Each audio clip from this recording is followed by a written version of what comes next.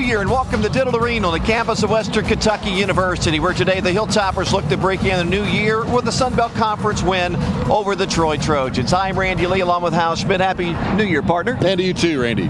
After each of the 4 losses the Hilltoppers have suffered this year, they've bounced back in impressive form. They want to do that today after losing to a very good Florida State team on the road. Well, it took a lot out of them, too. That was a very physical, lengthy game for the Hilltoppers just a few days ago, but certainly need to bounce back with the same energy today, especially on your home turf in a conference matchup. Trojans are much different than Florida State. Florida State was a big, tall team. Troy likes to bomb it from the perimeter, and they have some really good players from the perimeter, Hal. Well, Richard Delk, transfer from Mississippi State, is their leading scorer. Very active, very agile, athletic player, likes to get down the court. And Orlando Mendez for the Hilltoppers, coming off a career-high 25 points against Florida State, go along with 7 rebounds and 3 steals. Yeah, Orlando Mendez-Valdez was just exceptional in that loss. Now for the keys to the game on New Year's Day. Little play on words here. Usually some strength training terms we're looking at. Bench press, crunch, and squat are the keys. And for the Hilltoppers, it's simple. If they don't get some bench production, you cannot press or keep pressure on the opponent for a full 40 minutes. And when it comes down to crunch time, you're going to get squat in the win column.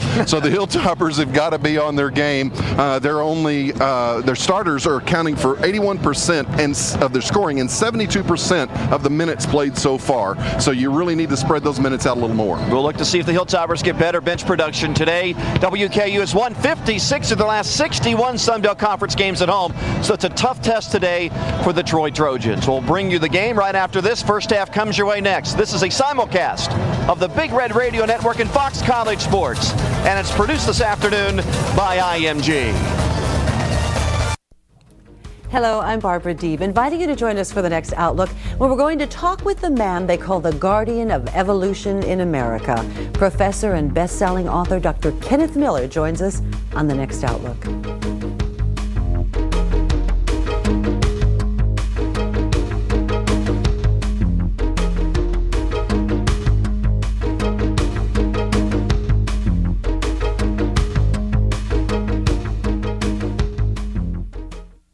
On Frontline, he calls Castro a god. How are you, Fidel? And George Bush a devil. He's convinced George Bush goes to bed thinking of ways to assassinate Hugo Chavez. To his followers, he is Venezuela's hope.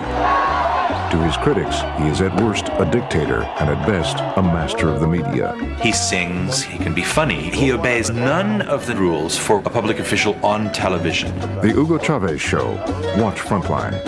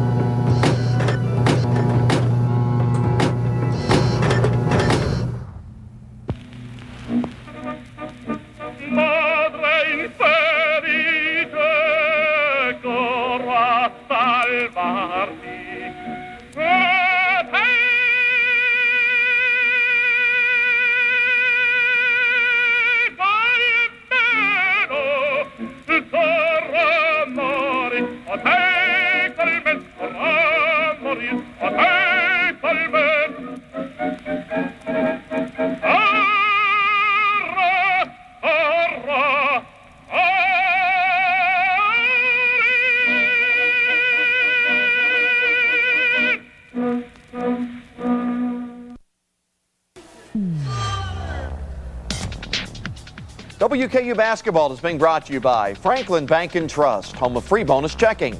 John Deere, your local John Deere dealer. Nothing runs like a deer. By Houchins Industries, providing Kentucky with the necessities of life. By JB Distributors. Budweiser reminds you that responsibility matters.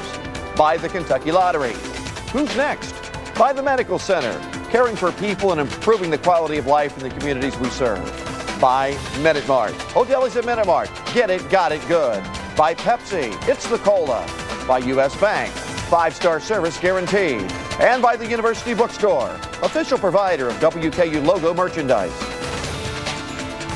It's Hilltopper basketball time throughout Red Towel territory, and we're at Diddle Arena today as WKU plays on a New Year's Day against the Troy Trojans in Sun Belt Conference action. And Hal Schmidt, we're not used to playing New Year's Day games around these parts. Just the second time this has ever happened at Diddle Arena. A few years ago in 2005, the Hilltoppers took out Fordham on New Year's Day, 80-59. No, 5 times in 89 seasons wouldn't exactly call that a habit. But, it's just another day for these guys out here in white. They don't know anything about holidays anyway. From Thanksgiving through Christmas and New Year's, they don't get much time off. It's a busy time in the season, so they're ready to play basketball here this afternoon. Hopefully the guys in white are going to show up big this afternoon. We're ready for our AT&T opening tip-off as the Hilltoppers will be moving from left to right in Troy from right to left. Jervis jumps it up for Troy. He's 7 feet tall. He starts but doesn't necessarily play a lot of minutes. And the tip is controlled by the 6'9" Jeremy Evans of the Hilltoppers. And WKU has the basketball first as we get started here in Bowling Green today. A.J. Slaughter works it up and down, deep on the left to Mendez-Valdez, who was sensational against Florida State. Right wing to Slaughter, down in the corner to Dayon Cavoro, who gets a start today. There's a big surprise. Dayon Cavoro for the Hilltoppers, a 6'5" senior from Serbia. He is starting. That is a surprise. And Dayon and Sergio Carush isn't. So this is his first start for Cavoro, who has the ball out front with 17 on the shot clock as the ball was knocked out of bounds. Cavoro now on the towel, around to the right side of Mendez-Valdez against a 2-3 zone. Back with the left to Cavoro, out front to Mendez-Valdez. A 22-foot bomb in the air. It's off the iron, no good. And the 7-footer Jervis pulls it down for the Trojans. Here's Vogler front court, a very good point guard. Early December, he was leading all Division I point guards in assists. There's a steal. Slaughter picks it up to Mendez-Valdez, coming down, lays it up in a run, and it's good as he shielded the ball from the defender, reaches Huddleston, and laid it in for a 2-0 Hilltopper lead. Huddleston was back quickly and created some problems, but a good job. Body control getting the ball up on the glass. Vogler in the paint, hook shot off the dribble is down, and that's where he does his best work. He's like Picasso. He gets in the paint and gets it done. I didn't prepare you for that, did I? No, foul line jump from Pettigrew in front court, rolling in. It's a 4-2 Hilltopper lead. Stephon with a quick trigger, got it over the Jervis outstretched arms pretty easily. Vogler front court, left wings, guarded by Slaughter. Down on the baseline to the 7-footer Jervis. Backs in on Evans, takes him into the lane, stumbled a little bit, and turned it over. That's not his game to take it from the corner all the way under the bucket and try to get a shot up. No, but Evans could do a better job of getting in front of him and stopping that progress, too. He allowed him to get, I know he's a lot bigger than is Jeremy Evans, but Jeremy allowed him to get all the way into the paint. Had he not stumbled, he would have had a pretty easy shot inside. Here's Slaughter front court, leading the Hilltoppers in points per game at 16. Mendez-Valdez, stop Nikito Evans, bounce pass, foul on the Pettigrew, squares up the 7-footer, dribbles right by, goes under the bucket, and is pushed and fouled by Jervis. Jervis cannot guard Pettigrew. Actually, he must have stepped on the baseline. I think he did. He got a little too deep. He fumbled the ball on the dribble, got a little deep, and when he gathered himself, right foot extended and got on the baseline. 18-18 to go first half. Hilltoppers leading 4-2 over Troy. Vogler brings it front court to Hazard to the foul line with a dribble. Deep down the left side to go to Huddleston at 6 feet tall, guarded by Slaughter at 6'3". Down in the corner to Hazard. Brandon Hazard to the left with a dribble against Cavoro. Stays right with him. Good defense. Bounce pass to Vogler on the baseline against Mendez-Valdez. Backing in. He's now in the lane. He dumps it to the right side for 3 by Huddleston. It's off the back of the iron, and Pettigrew rebounds for WKU. Gives it up now to Mendez-Valdez. Coming front court to the top of the key. Nice pass low to Pettigrew up on the 7-footer, lays it in. Pettigrew did a nice job of taking one power dribble, getting his body against Jervis, creating some space off the bounce. Vogler once again penetrating and shooting that jump hook shot in the lane in front court, and Mendez-Valdez fouled him. Michael Vogler, at one point leading the nation in assists. He's a heady point guard who can penetrate exceptionally well. Handles the ball well, handles his body well, does not get out of control. And when he's in the paint, he's going to look for the shot if the defense will allow it. If not, he's going to kick out to a teammate, generally spotted up around the perimeter beyond 3. Vogler misses his first free throw short, and he shoots 81% from the charity stripe. He shoots again and makes it. WKU 6 and Troy 3. Mario Telfair, 6'6" senior from St. Petersburg, Florida, is now in for Troy, and Tom Jervis is out. So they are very small now. A 6'6" post player and 4 guards as they pressure in backcourt. Cavoro is fouled in backcourt by Vogler as he crossed the timeline with a crossover dribble.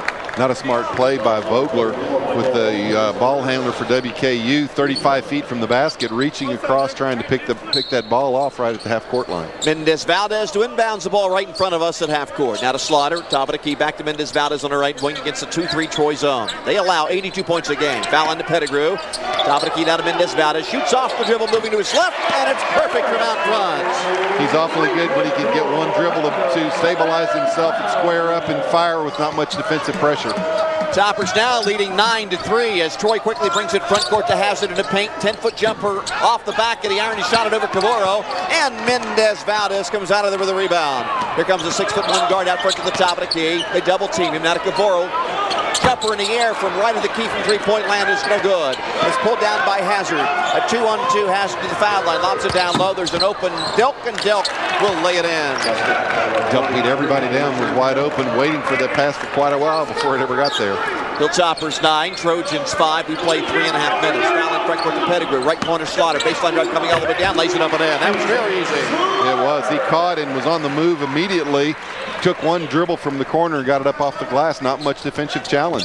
Toppers winning 11-5. Hazard spinning low, dumping it low to Telfair. Under the bucket. Put it up over Evans. No good. It's over the iron. Pulled down by Mendez-Valdez. Up on the left side to AJ. And he stops out top of the key area. Right side of Mendez-Valdez. Fake the jumper. Comes in closer. Stops looking low. Nice pass low to Pettigrew. Went up for a shot. Missed it, but he was fouled and will shoot 2. Well, you can see what the reputation of Orlando Mendez-Valdez can do for you. He faked the shot against the 2-3 zone. The defender immediately on him, flew at him. Orlando put the ball on the floor again, faked from the free throw line, and the defense reacted to it, created all kinds of openings and passing lanes for him once the defense overreacted to his 2 fake shots. 6'5" sophomore Stephon Pettigrew to free throw line, shooting a pair with the Hilltoppers leading by 6 early on, and that was short and off to the left. Stephon shoots 73% from the field. Hal, we've already seen some nice interior passes by Orlando Mendez-Valdez. Now, he's known mostly for his three-point shooting, but he leads the Hilltoppers in assists this season as well. And it's at a 1.8 assist-to-turnover ratio is pretty solid, and he's not even the regular point guard. Does a nice job of, again, controlling it, making smart passes, smart choices with the basketball. Pettigrew missed the first and made the second one. 4 minutes gone by first half. Hilltoppers leading Troy 12-5. Left wing 3 by Hazard. Short. AJ above the rim to yank it down. Here comes Slaughter looking at a scattered court, coming front court to the left side. Out of between the circles to Mendez-Valdez. Over on the right wing to Sergio Caruso. Just checked in. Baseline drive. A 10-foot jumper. Down for the right side. Sergio having to bring the energy off the bench instead of getting the start here this afternoon. Good in his first touch. Vogler left his feet to pass at the top of the key. Dumped it back behind him on the wing to Hazard. He wasn't ready for that pass. And it goes out of bounds. And it's a Troy Trojan turnover. 15:34 to go in this opening half. Hilltoppers leading 14-5. And this is a simulcast of the Big Red Radio Network in Fox College Sports. It's produced by IMG. This is Hilltopper Basketball. Hi, I'm Jamie Dury, and welcome to the Victory Garden. Now, isn't it just incredible how much beauty can come up out of that gorgeous brown stuff we call earth? What is a Victory Garden? It's a place where you can get in touch with nature, where you can have fun, where you can learn. It's a place where you can eat what you grow and do it yourself. It's a place you can call your own every week. So go on, get out there into your own Victory Garden. I'm Mark Wahlberg. Look what we discovered in Milwaukee, Wisconsin. This is an absolute little jewel of American furniture. We came this close to tossing it in a dumpster. Nobody in our family wanted the rug. At the last minute, we threw the rug over the furniture just to keep the furniture dry. You're kidding. No. Don't miss these appraisals and many more next time on Antiques Roadshow.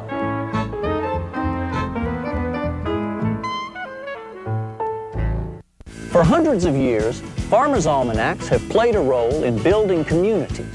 People would send in their recipes or their hints and tips, and then a whole year later they would see them in print and beam proudly as others across the region or country shared the wit and wisdom.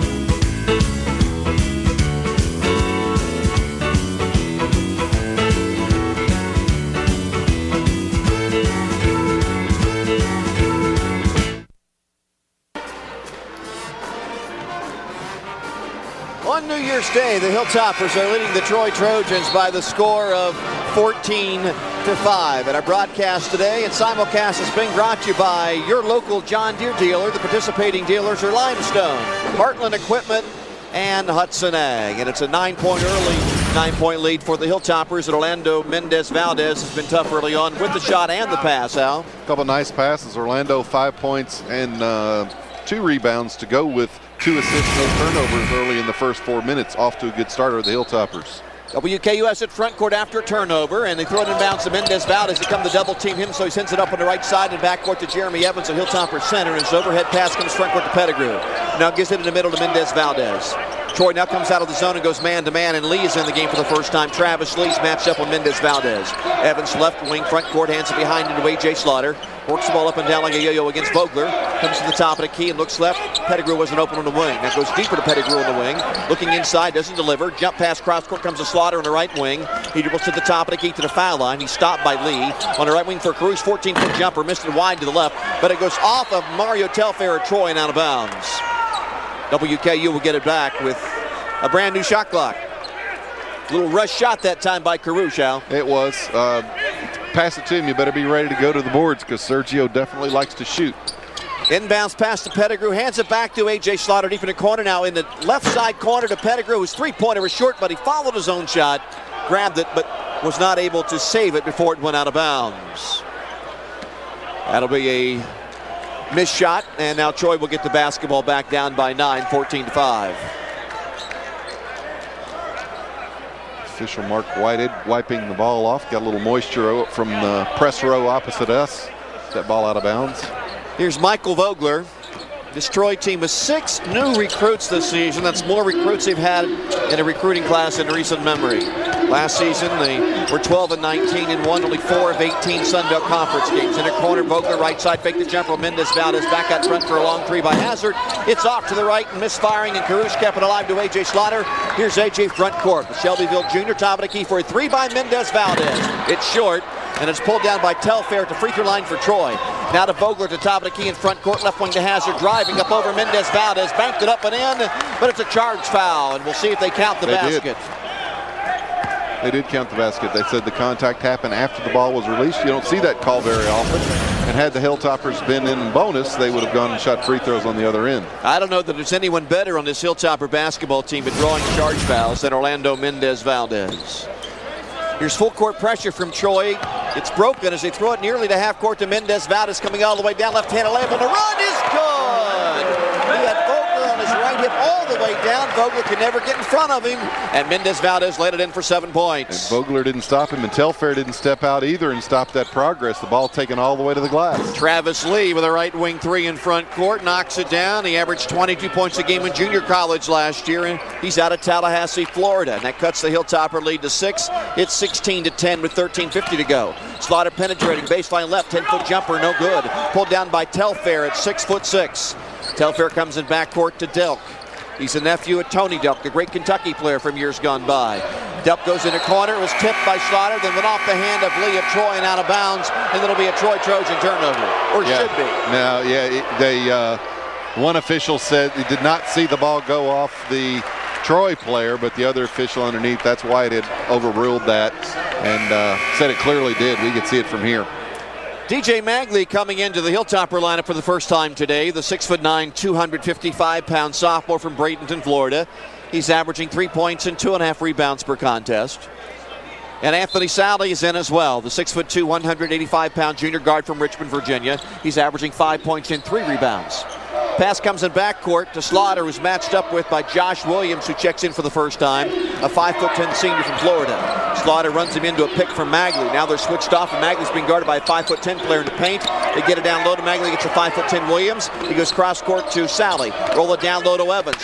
Backs in, back in the wing to Slaughter, who faked the jump shot. Coming baseline, under the bucket, give it to Magley. Put it up, and it's around the rim and off, but a foul, and DJ will shoot 2.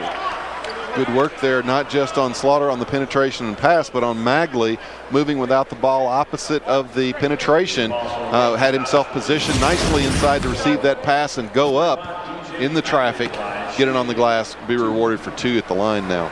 Josh Williams nearly had a heart attack for Troy. He was matched up on Magley, giving away a foot for about 15 seconds in that shot clock. And Finally, in that possession, the Hilltoppers were able to get it to Magley against a smaller Williams, and Williams fouled him. Magley hits his first free throw. He's 7 of 8 this year from the charity stripe. Carouche got it to him first from the right wing.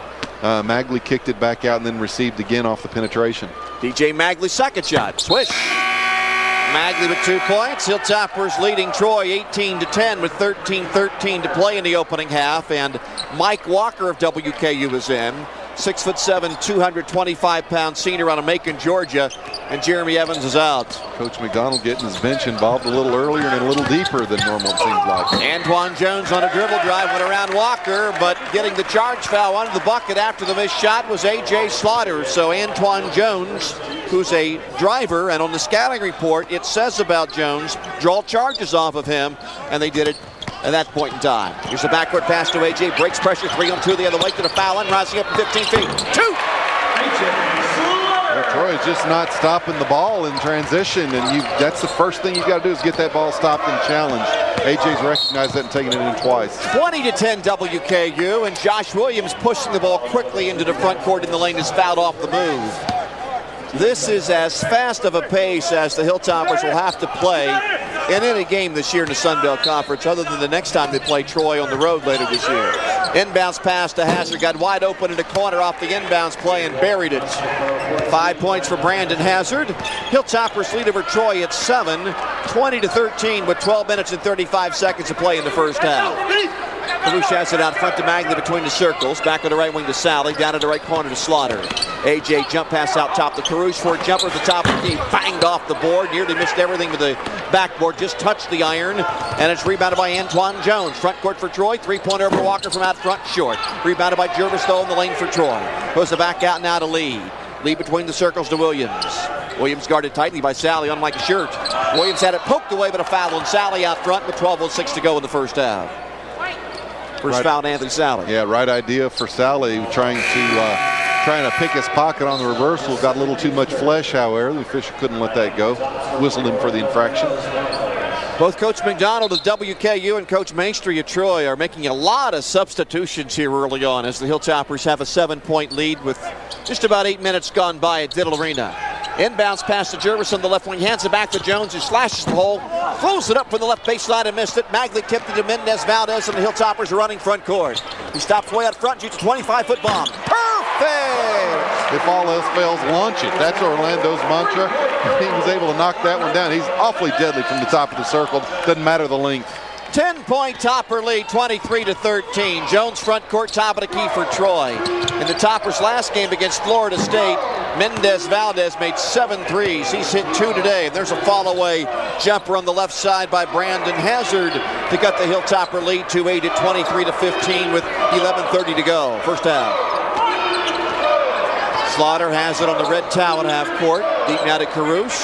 Troy in a man-to-man. Slaughter has the back at half court as a signal play, and Slaughter dribbles it to the left of the key. Look for an alley-oop to Magley. It wasn't open. Goes top of the key to Walker. Hands it back to AJ behind him. Low to Magley, knocked away from the backside. Good help defense from Brandon Hazard of Troy.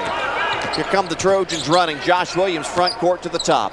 Crossing over into the paint. Down in the corner for a Hazard jumper over AJ. Swish. No, that was over Carouche. Brandon Hazard averages 12, and the Hilltopper lead of 10 is now down to 5, 23-18 with 10:45 to go in the first half. That's how that three-point shot can change things awfully quickly. Here's Slaughter, baseline right, moving pick on Walker off the drive. So Mike Walker didn't get over there soon enough, wasn't stationary, and draws an offensive foul. Timeout, 10:40 to go in the opening half here on New Year's Day from Bowling Green, Kentucky. The Hilltoppers lead Troy 23-18. This is a simulcast, the Big Red Radio Network and Fox College Sports, and it's produced by IMG. Here's some damage that we noticed about 3 weeks ago. Oh yeah, well right here next to the choice that we had. A mask that looked like a swim mask. To a transplant area. He's afraid.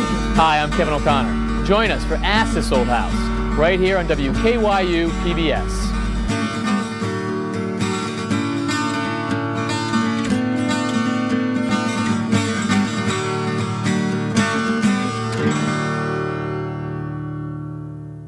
If I had all those tools, I could make furniture just like Norm. You notice how they only show you his good work? There's gotta be a lot of mistakes you never see. They ought to do a blooper reel. Well, I think I'll be here tonight until I fall asleep. He can't do all that woodworking all by himself. You got that right.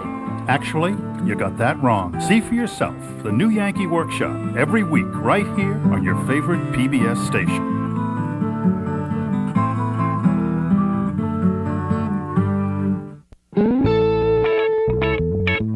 This is soft close. The top is a finial detail, and it's capped with this. Hi, I'm Kevin O'Connor. Join me and the rest of the crew for This Old House, America's favorite home improvement series. Tuesdays at 6:30, right here on WKYU PBS.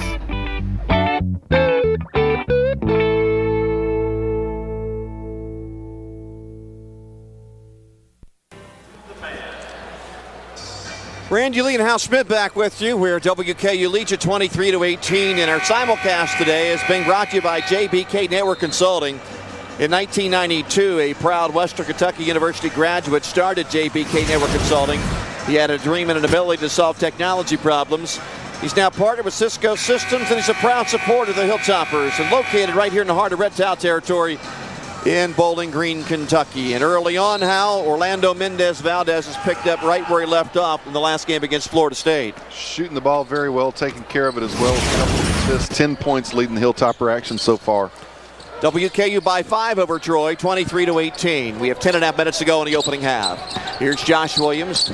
Left side dribble to the baseline against Stephon Pettigrew. Pettigrew guarding at point guard. His pass back out, picked off by Caboro at half court. Out of control as he lost his balance coming front court. Stumbled over a Troy player. Ran over him.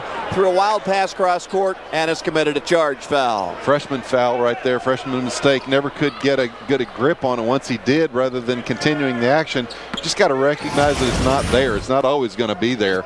Just keep possession, take the thing out, and let your team get down and set up. Looked like he was in the barrel headed over the falls there as soon as he got a hold of the basketball. Long three in the corner by Lee of Troy, deep in the right corner off a dribble drive, and Travis Lee has buried a couple of threes, and Troy is really bombing it in now from the outside. That's their fourth three. They've got the Hilltopper lead to 2 at 23-21 halfway through the first half. 4th and 8 attempts. Hilltopper's going to need to tighten the screws defensively. Pettigrew between the circles, back on the right side to Caboro at the three-point line. Dribbles to the top of the key and stops. Bounce pass inside to Jeremy Evans, and he was held from behind by the 6'2" Hazard. That's 6'2" Hazard behind Jeremy Evans, who's 6'9" in the post. That does not equal a very successful possession for Troy. That's the toughest angle to make an entry pass to the box. Caboro made it from the very top of the key, but Evans had done a good job making it possible by sealing off the smaller player, keeping him on his hip, and allowing that passing lane to be open. That foul on Hazard is his second, and they have to take him out as the inbounds pass comes from the baseline to way out top to the Hilltopper center Magley. Back down the right wing to Mendez-Valdez. Cross court to Caboro on the left. Troy in a 2-3 zone. Mendez-Valdez, bounce pass foul onto Pettigrew, takes it to the right baseline and back now deep on the wing to Mendez-Valdez. He dribbles at the top of the key and hands it behind him to Caboro. Foul line to Pettigrew, they're on him quickly. He backs up, then goes to his right, shoots a 15-foot jump shot that's off to the left, no good. Magley rebounds, and the 6'9" center drops in a left-hand hook shot from 3 feet away. Good job, good position inside by the big guy from WKU. Magley getting that possession, went straight back up with left hand softly over the rim. 4 points off the bench for Magley this afternoon. Delk on the baseline, left side cut off by Evans, and Magley came over to help him out. Good help defense from DJ. Lee takes it deep in a corner and jumps in the air and throws it off Pettigrew, who was guarding him. 17 seconds left on the shot clock as Troy will throw the ball in bounds from the baseline, and Pettigrew's limping a little bit. I know the ball didn't hurt him. Evidently, maybe it was knee on knee, and he's limping a little bit. A chiseled body like that would not be bruised by an errant basketball, would it? No, I found that to be the case. Well, I didn't know you many years ago. Maybe I shouldn't laugh. Vogler inbounds to Jervis deep on the left wing with 14 on the shot clock. Lee now has it near half court against Mendez-Valdez. Cross court to Delk against Evans. Puts the ball on the floor to his right. Jeremy stayed right with him. Delk pushed off, no foul. He missed the shot. Good defense from Evans. Mendez-Valdez with another rebound. Here comes the guard and dumps it right side for Cavoro. 3. In and out. Look good. Didn't go. Evans caught it and let it in. Those big long arms. Jervis the only really rebounder in for Troy right now. The Hilltoppers had 3 white jerseys crashing the boards. Evans came out the victor on that one. Delp the other way, pushed off again on the left baseline. Cavoro fell over like a stack of dominoes, and this time the foul was called on Richard Delk, and now Richard Delk has 2 personal fouls. 3 offensive fouls whistled on the Trojans from Troy, and the Hilltoppers have been the benefactor of that so far. Obviously scouted well, know that Troy likes to penetrate, push off, get it out of control sometimes. Here's Mendez-Valdez front court to Cavoro on the right. Between the circles to Magley. Foul line to Pettigrew. Right wing to Cavoro with a baseline drive. Top of the key way out front to Mendez-Valdez. Fake the jumper on Vogler. Comes into his left. Vogler blocked his jump shot. Jervis picks it out of midair. Pass comes up to Vogler in the right corner to Lee, who's hit 2 threes from there and shoots another one and makes it. He was nearly in the Hilltopper bench. And Ken McDonald asked for a timeout. Travis Lee with 3 threes from deep in the right corner. He averages 8. He's already scored 9. And the Topper lead is down to 27-24 with 8 minutes and 1 second to go in the opening half here from Diddle Arena today. Well, when a player gets hot like that, you just, from a defensive standpoint, you almost have to stay with him and not help off at all. You've got to be his shadow, and when he catches, you're there to challenge him. Lee's getting just a little bit too much time to look from that corner over there. He likes the spot, obviously, because he's drained 3 of them from the exact same place. Troy lives and dies with threes, and right now they're living with them, shooting 50% from downtown. They've made 5 threes, 3 by Lee, 2 by Hazard. Hilltopper basketball backcourt as they throw it inbounds to Mendez-Valdez, and Orlando will walk it front court. Troy will now pick them up in a man-to-man as Mendez-Valdez brings it left side. Nope, I'm sorry, it's a 2-3 zone. Cavoro deep on the right. Dribbles and stops. Right at the key to Pettigrew. Dribbles to the free throw line and stops. Behind him, Mendez-Valdez. Quick pass right side, Cavoro for 3. Swish! Great pass, Sal. 3 for a quarter. Cavoro finally gets the 3rd one to go down. He's had a couple of good looks against that zone, which is slow in reacting once the ball goes to the free throw line. Cavoro found the range on that one. Toppers by 6, 30-24, 7:25 to go in the first half. And they lost to Florida State last time out. Cavoro only played 4 minutes and had 2 turnovers. He gets the start today. Delk top of the key jumper over Mendez-Valdez off the back of the iron twice and no good. Cavoro rebounds at 6-5. Cross-court outlet pass comes to half court to Mendez-Valdez. Goes in the left corner to Pettigrew. The Hilltopper Hercules way out top to Mendez-Valdez is now playing point with Slaughter out of the game. Right wing Cavoro, top of the key to Mendez-Valdez. Foul line Magley hooks it down low to Jeremy with uncaught and laid it in all in one motion. What a nice play that was. Nice delivery from Magley, and Evans knew what to do with it as soon as he caught it. WKU 32, Troy 24, 6:45 to go in the first half. Pettigrew a little too physical with some hands as well out front on Kenny Ware, and picks up a foul as Ware dribbles it at the top of the key in front court. We have immediate timeout with 6:45 to go in the first half. WKU now leading Troy by 8, 32-24. This is a simulcast of the Big Red Radio Network and Fox College Sports. Produced by IMG. This is Hilltopper Basketball.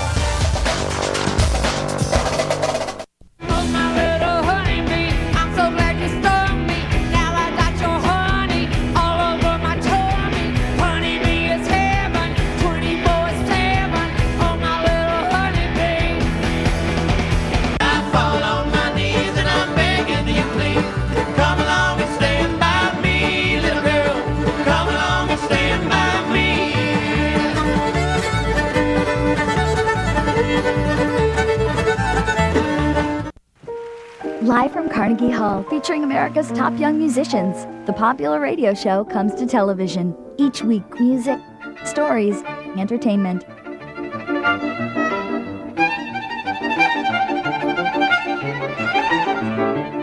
Expect the unexpected. Oh, hi, Tessa, remember me?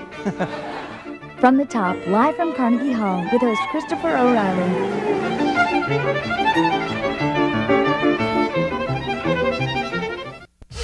You break the funk. Break the funk. You break the funk. Break the funk. Break the funk. You break the funk. Break the funk. You break the funk. Break the funk. You break the funk. Break the funk. You break the funk.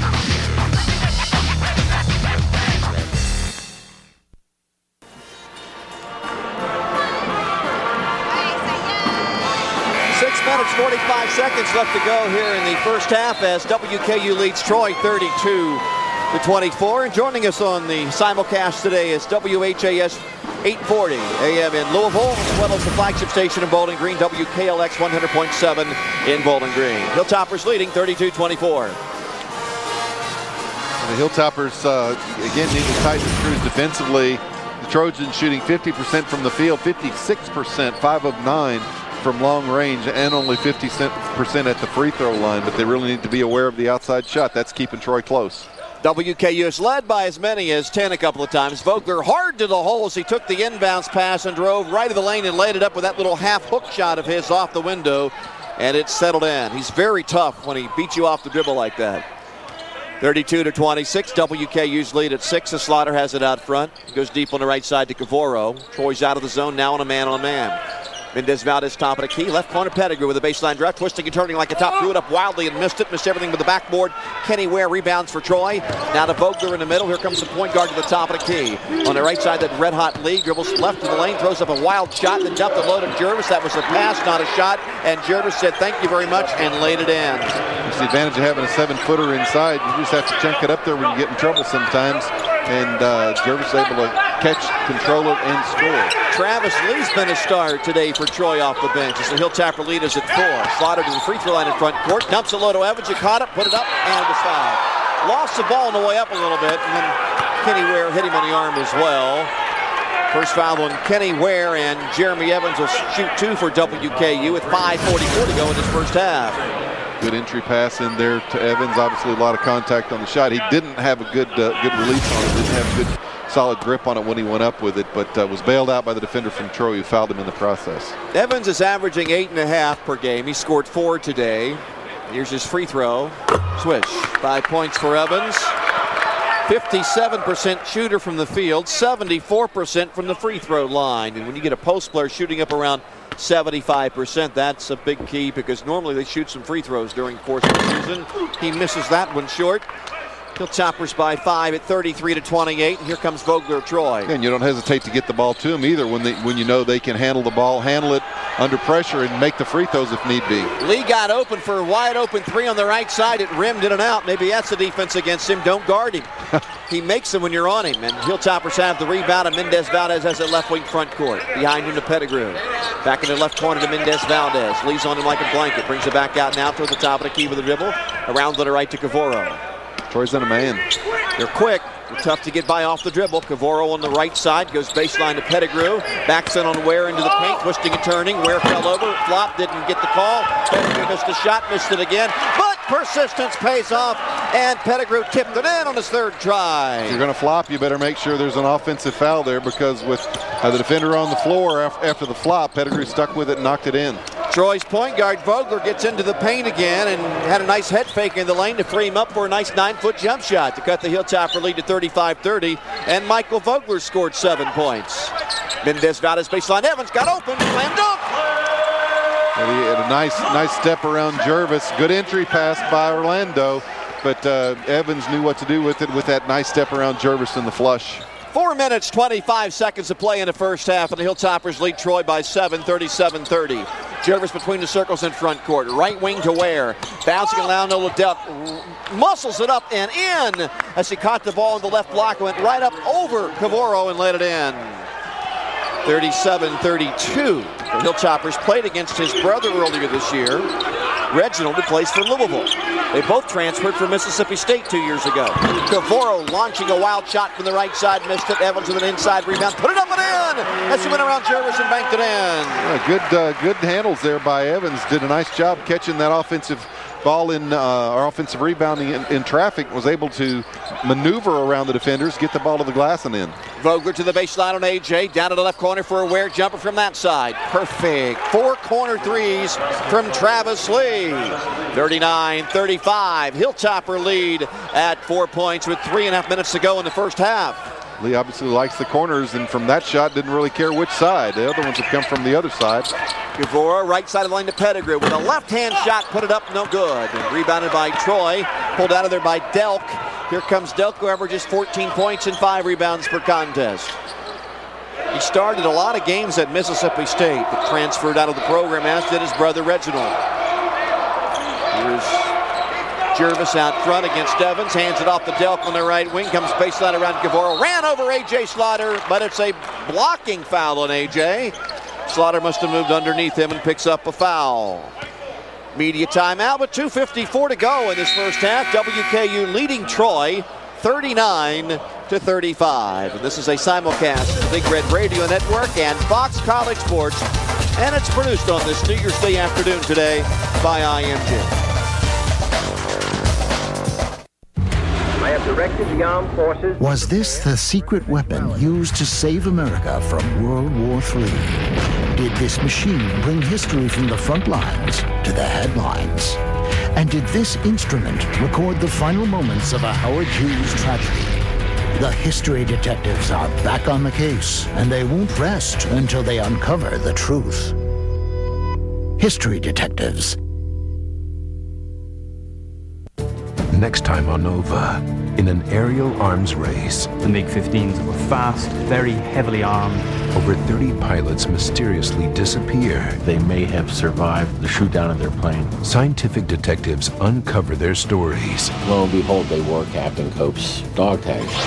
And the technological secrets behind the world's first jet war. Missing in Meg Alley on Nova. How would you complete this sentence? WKYU PBS is my source for... Hi, I'm Barbara Deeb, a producer-host here at WKYU PBS. And as we prepare to celebrate 20 years of bringing you fine public television, we want to hear your story. Write to us at the address on your screen or visit us on the web at WKYUPBS.org. And thanks.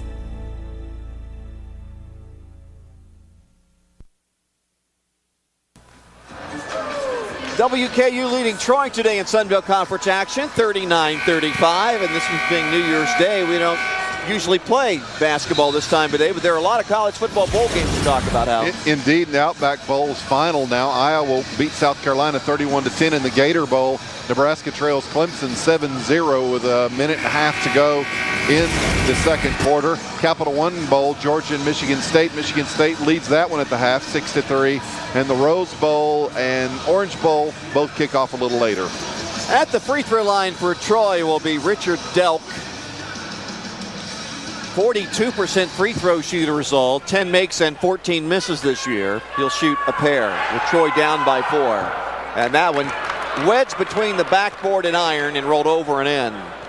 He killed the shot. The spin came off of it, hit exactly square between the intersection of the rim and the backboard and rolled forward over the rim. Delk misses that one wide to the left, and it's ripped down by DJ Magley one-handed. Hilltoppers coming front court leading by 3. They've never trailed. The game has been tied once at 2-2. Japeth Aguilar playing for the first time this year. The 6'11" senior from the Philippines is in and gets the ball right side, just a 12-foot jumper. Hey!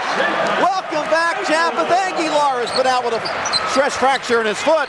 I know he's excited to be in and finally seeing some action for the Hilltoppers. He nailed down his first jumper. Pass on the baseline to Vogler, went up for a shot and missed it. Here comes Mendez-Valdez, 40-foot pass cross court to Wade.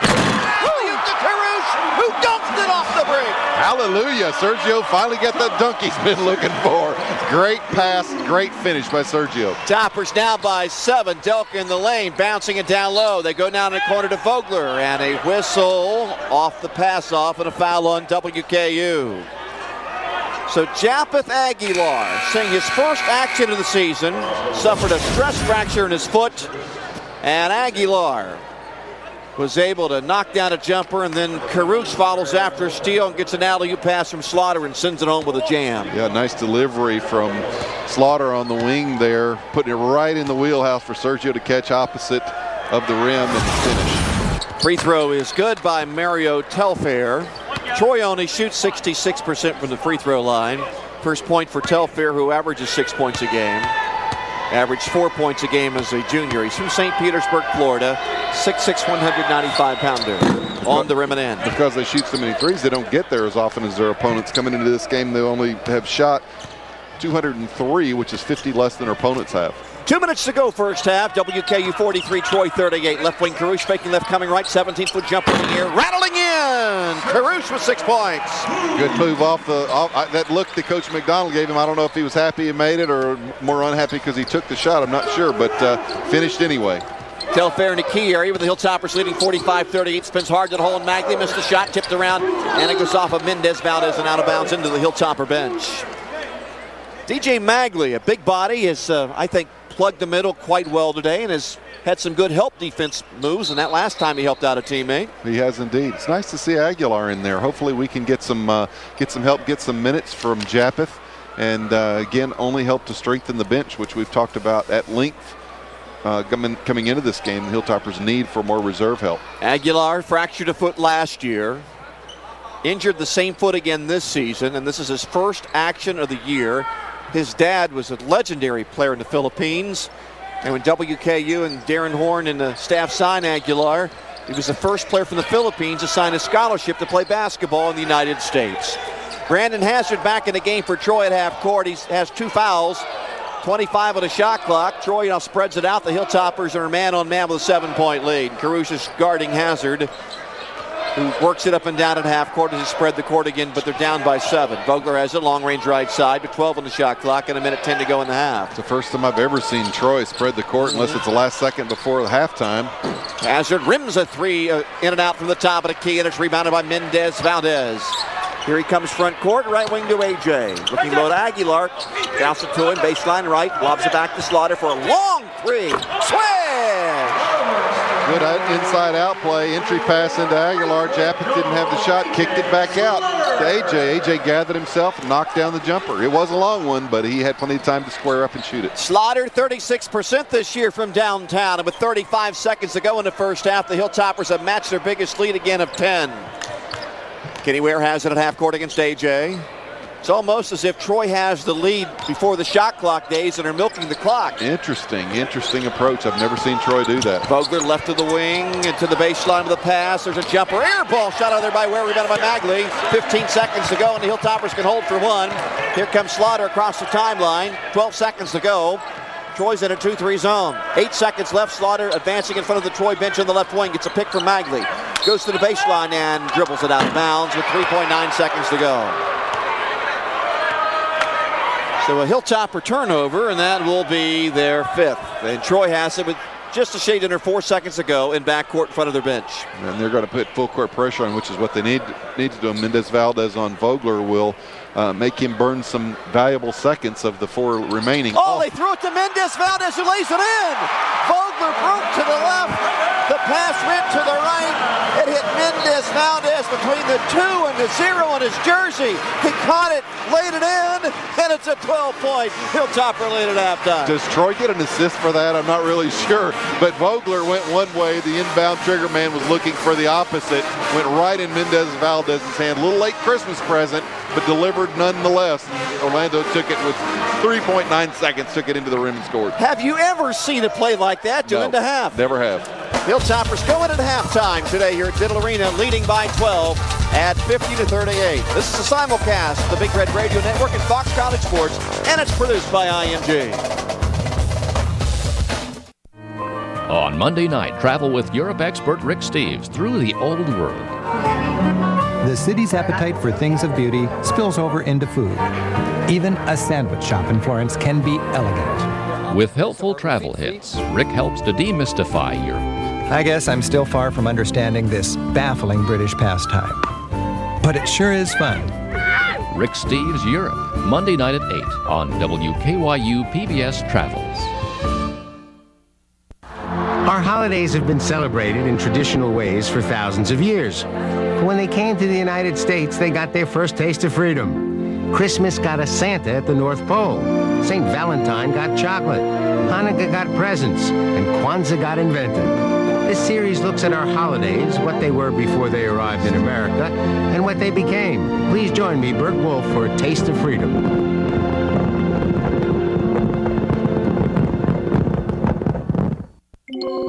Like surfing the net, but want a little more? Click on pbskids.org. Check it out and you will find there's something new here all the time. Cafe Zoom for tasty treats. Arthur postcards, new ones each week. Zaboomafoo's making animal friends. Stories and jokes that never end. PBS Kids fun facts and fun tricks will make your imagination click. As a kid, PBS was a huge part of my life. I watched Sesame Street, Electric Company. I didn't even know it at the time, but I was learning about storytelling through the lens of PBS. Fresh out of college, I landed my first job at WTTW. The tools that I learned at my local public television station are the tools that I still use today. I always knew I wanted to make a feature-length film. Wordplay, we made it in less than a year. We were accepted to the Sundance Film Festival, and it became a huge hit. Best of all, for its broadcast premiere, it played on Independent Lens on PBS. Watching our film at home on PBS, it felt like coming home for us. Public television is my source for a career as an independent documentary filmmaker.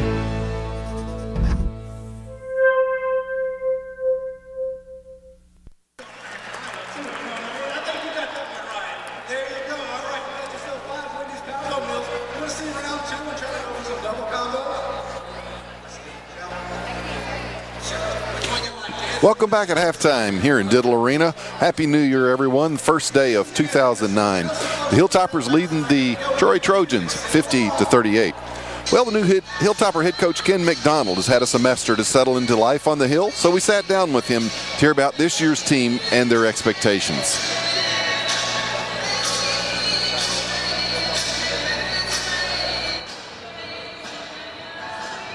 Felton hired me as his recruiting coordinator, and I was the first one on the job for about a month. And it was my first recruiting position. It was my first time that I was actually on the road, going out and evaluating and trying to figure out which kids to target and bring in. And I learned a ton on the job experience-wise. And I grew up here.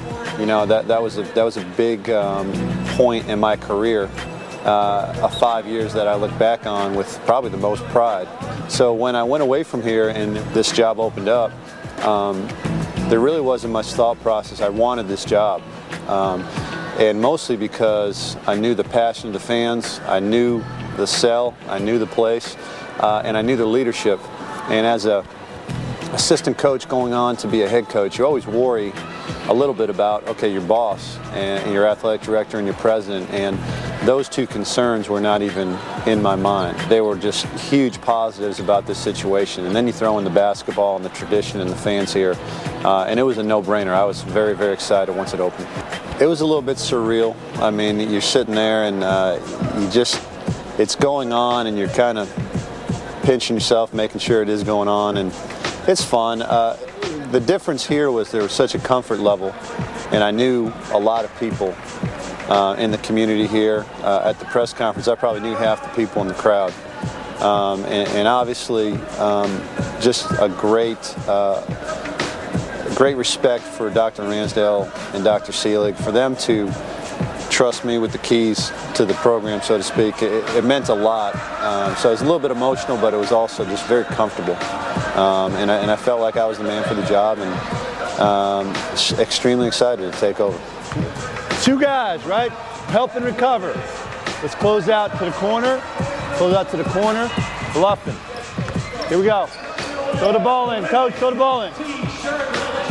We have to continue to attract talent to WKU, and we want to win this conference every year, and we want to build the type of reputation with this program that we dominate this conference. I've talked to our team in great lengths about that, and I think if you do that and you recruit well and you put yourself in position to win this conference consistently, I think you're going to go to the NCAA tournament consistently, and then you can step out with your non-league schedule and get pretty aggressive, which we've done. Post players, you want the ball in the post, all right? You got to time it. You got to come down. You got a second if you run hard. If we ball ahead or we bring it up, you got about 2 seconds to post on this side. Then that ball gets going side to side. DJ, it doesn't make sense to waste energy. You got to know when that ball's on the other side. You got to get over there and post. All right? You only got a couple of opportunities. You got to take advantage. So it's one of those situations where I think you have to take care of recruiting. You have to bring in the right student athletes. to WKU that represent this uniform the right way, and you just got to keep building. We will have the highest standard for our student athletes. We're recruiting serious student athletes, and we want kids that are going to buy into the fact that they're here for an education, and that's job one as a coach. We have incredible success overall and recently, so we have to tap into going to the Sweet 16, having a first-round draft pick, the incredible amount of growth for the university in general with the different programs, campus, and we really feel if we get a guy on campus, we're going to have a great shot. And it's happened already. I mean, we've done well with the guys we've gotten on campus, and there's some great selling points to this university nationally, and we're gonna reach out and try to attract the best student athletes that we can get, and it's not just going to be regional.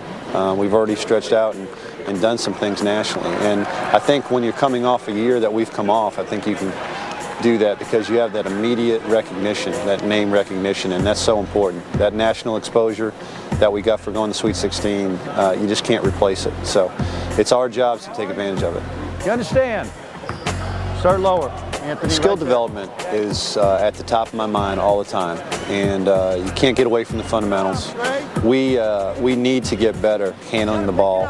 We have some guys that played maybe inside in high school or junior college, and they're transitioning to the wing, and that's not easy at a high level against good players. So we're trying to work every day on ball handling, on shooting, on passing, and skill development. If we get better as individuals, we're going to have a heck of a team, and that's how we approach things. And the whole coaching staff has to be, almost every day obsessed with getting each player better, because that's the most important part. I mean, recruiting's great and you have to take care of it, but there's nothing more important than our current players. So we have to develop them, and that's our job.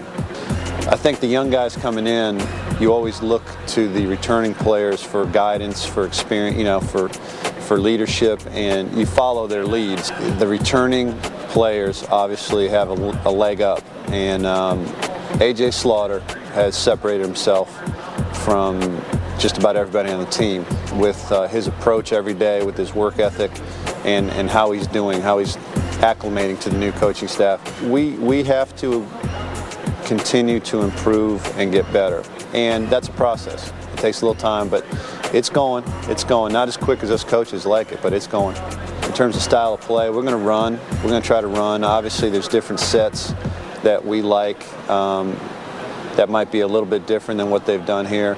We probably won't be pressing as much full court. We don't have the numbers to do that right now, but we will in the future. But same thing, we're going to have an approach day to day to try to improve as individuals in terms of working on your shot, working on your ball handling, working on the different fundamentals of the game, and we have to get better at that. And I think as the season goes on, we will, especially being tested so early, because we do go to some places and we're on the road and play some teams that are up tempo and press. So we're going to have to get better on the job.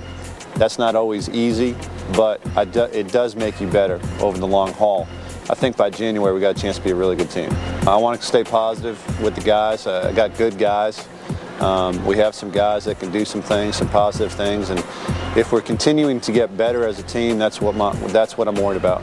That's my concern, and it's hard to keep focus of that at times because you got to get base hits. You can't hit the home run all the time, but that's the way we're going to look at things, and we want to get there, and we're going to get there.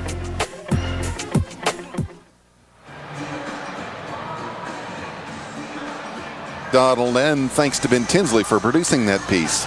We'll be right back with second half action after this break. You're watching the Hilltopper Sports Satellite Network, produced by IMG for Fox College Sports. Hi, I'm Jamie Dury, and welcome to the Victory Garden. Now, isn't it just incredible how much beauty can come up out of that gorgeous brown stuff we call earth? What is a Victory Garden? It's a place where you can get in touch with nature, where you can have fun, where you can learn, It's a place where you can eat what you grow and do it yourself. It's a place you can call your own every week. So go on, get out there into your own victory garden. For hundreds of years, farmers' almanacs have played a role in building communities.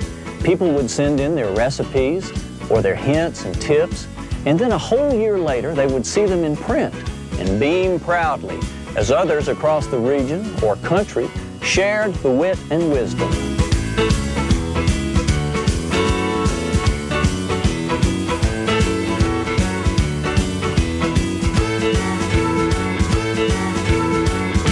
When we turned the TV off that evening after the last episode of The Farmer's Wife, we just sat there in the dark. There was a street light on outside, but neither one of us moved. It was such a powerful moment. We couldn't even speak. We realized that one of us should say something, but we were trying to get the emotion pushed aside to get the words out. It was a very difficult moment to step over because we realized we were finally at that door that we'd been trying to find for years. And we were there, and when someone needed to open it, but yet, even though it was like Pandora's box, it was a door that was necessary for us to continue on with our marriage. And we didn't realize it was going to be then that night that we found it. It was either at that moment that we were going to say, okay, that's it. You know, I have my dream, Dan has his dream, forget it, let's end it, so let's not even go on. Or because we had seen everything, I mean, there it was, right there. We had to act on it. We had to say, all right, here it is. We really screwed up. Let's kind of go back and figure out where we went wrong. And then we started talking about how our relationship paralleled theirs in terms of not communicating and forgetting what's important and getting hung up on that one dream. To sit down and watch a PBS special was together. That was a milestone.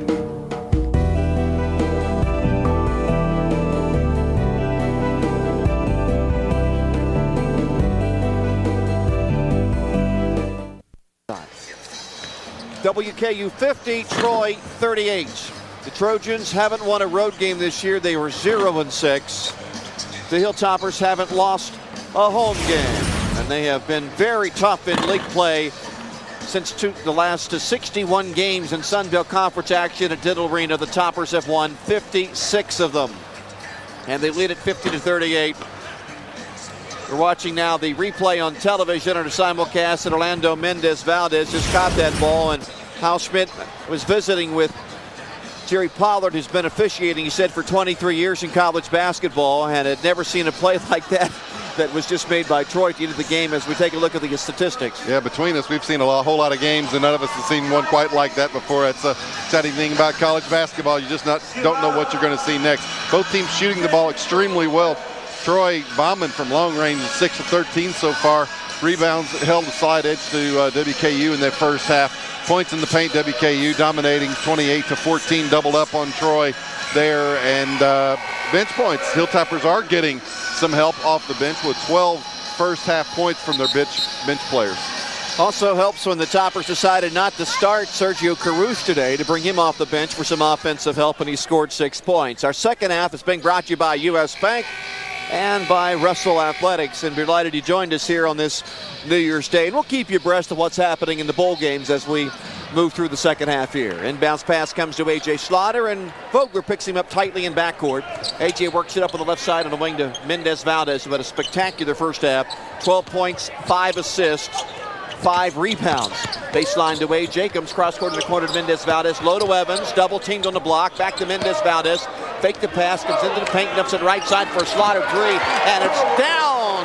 How about that look-away pass? Yeah, good ball handling, good passing by the Hilltoppers. Lee comes back the other way for Troy and throws up a bomb for the right corner, misses, and Mendez-Valdez gets a rebound left side to AJ, and missed a 3 off the break. And it goes off of Troy and out of bounds in front court. WKU will get it back under the bucket. This game was really close for most of the first half. Hilltoppers kind of pulled away the latter stages of the first half, and they're building on that by hitting that first three. This is WKU's biggest lead, and they throw a bounce pass into Jeremy Evans, who dunks it in the face of the 7-footer Tom Jervis. Well, the most impressive thing about that was how quickly he fired that thing down. Jervis was coming at him. Evans just went up with lots of authority and quickness and knocked it down. First 5 points of the second half scored by WKU. Getting loose in the corner in front court as Delco misses a three. It's a foul on rebound by Mendez-Valdez. He's coming front court to the top of the key and launching a three, and he misses it. Jervis rebounds it flat-footed under the Troy bucket. Now to Vogler coming across the timeline for the Trojans. Vogler to the free throw line, hard to the hole, and A.J. Slaughter wrapped him up, fouled him out front off the move. Vogler crossed over, went into the paint. Slaughter was going the other way, a little bit off balance, and didn't get those feet moved over quick enough. Fouled him, reaching in on Vogler. Inbounds pass comes quickly, and Ware shoots a three, misses it. Jervis rebounds back up, a lot of contact inside, and he's fouled. Tom Jervis, the Australian, will shoot 2 free throws. He's made 17 of 28 this year. That's 61%. Each team shot 6 first-half free throws and made 4 as Jervis shoots 2. This is just like the start the Hilltoppers had in both halves in the last game against Florida State. Jervis shooting and missing. Jervis played 13 minutes in the first half. Ended up with 3 rebounds, 1 basket, 2 turnovers and a steal in his 13 minutes of play. Jervis shooting, making. He gets 1 of 2. Troy's a program that joined the Sun Belt Conference in the 2004-05 season, and they were a successful Division II program, also a successful Division I program in the Atlantic Sun. But since they stepped into the Sun Belt Conference, they struggled. In the last 4 seasons, total wins 12, 14, 13, and 12. That's for the season, not in league play. Slaughter front court, bouncing low, is taken away. Nice play there by Jervis to knock it away from Evans. Delp quickly coming front court to the top of the key with 90 seconds gone by in the second half. Delp hard to the hole in Mendez-Valdez. Evans blocked this layup, and then Jeremy caught it out of midair and gave it to Mendez-Valdez, who comes front court left wing. Top of the key to Cavoro to the foul line, stops his jumper. The ball is batted right back off his nose, and he retrieves it and dribbles it to the right wing to the baseline. Back to Pettigrew. Pettigrew looking low to Evans, retreats with 1 dribble and goes at half court to Slaughter, the Hilltopper point guard out of Shelbyville, Kentucky. AJ with 10 points. Right side Cavoro, dump pass behind him for a wide open Pettigrew 3. Swish.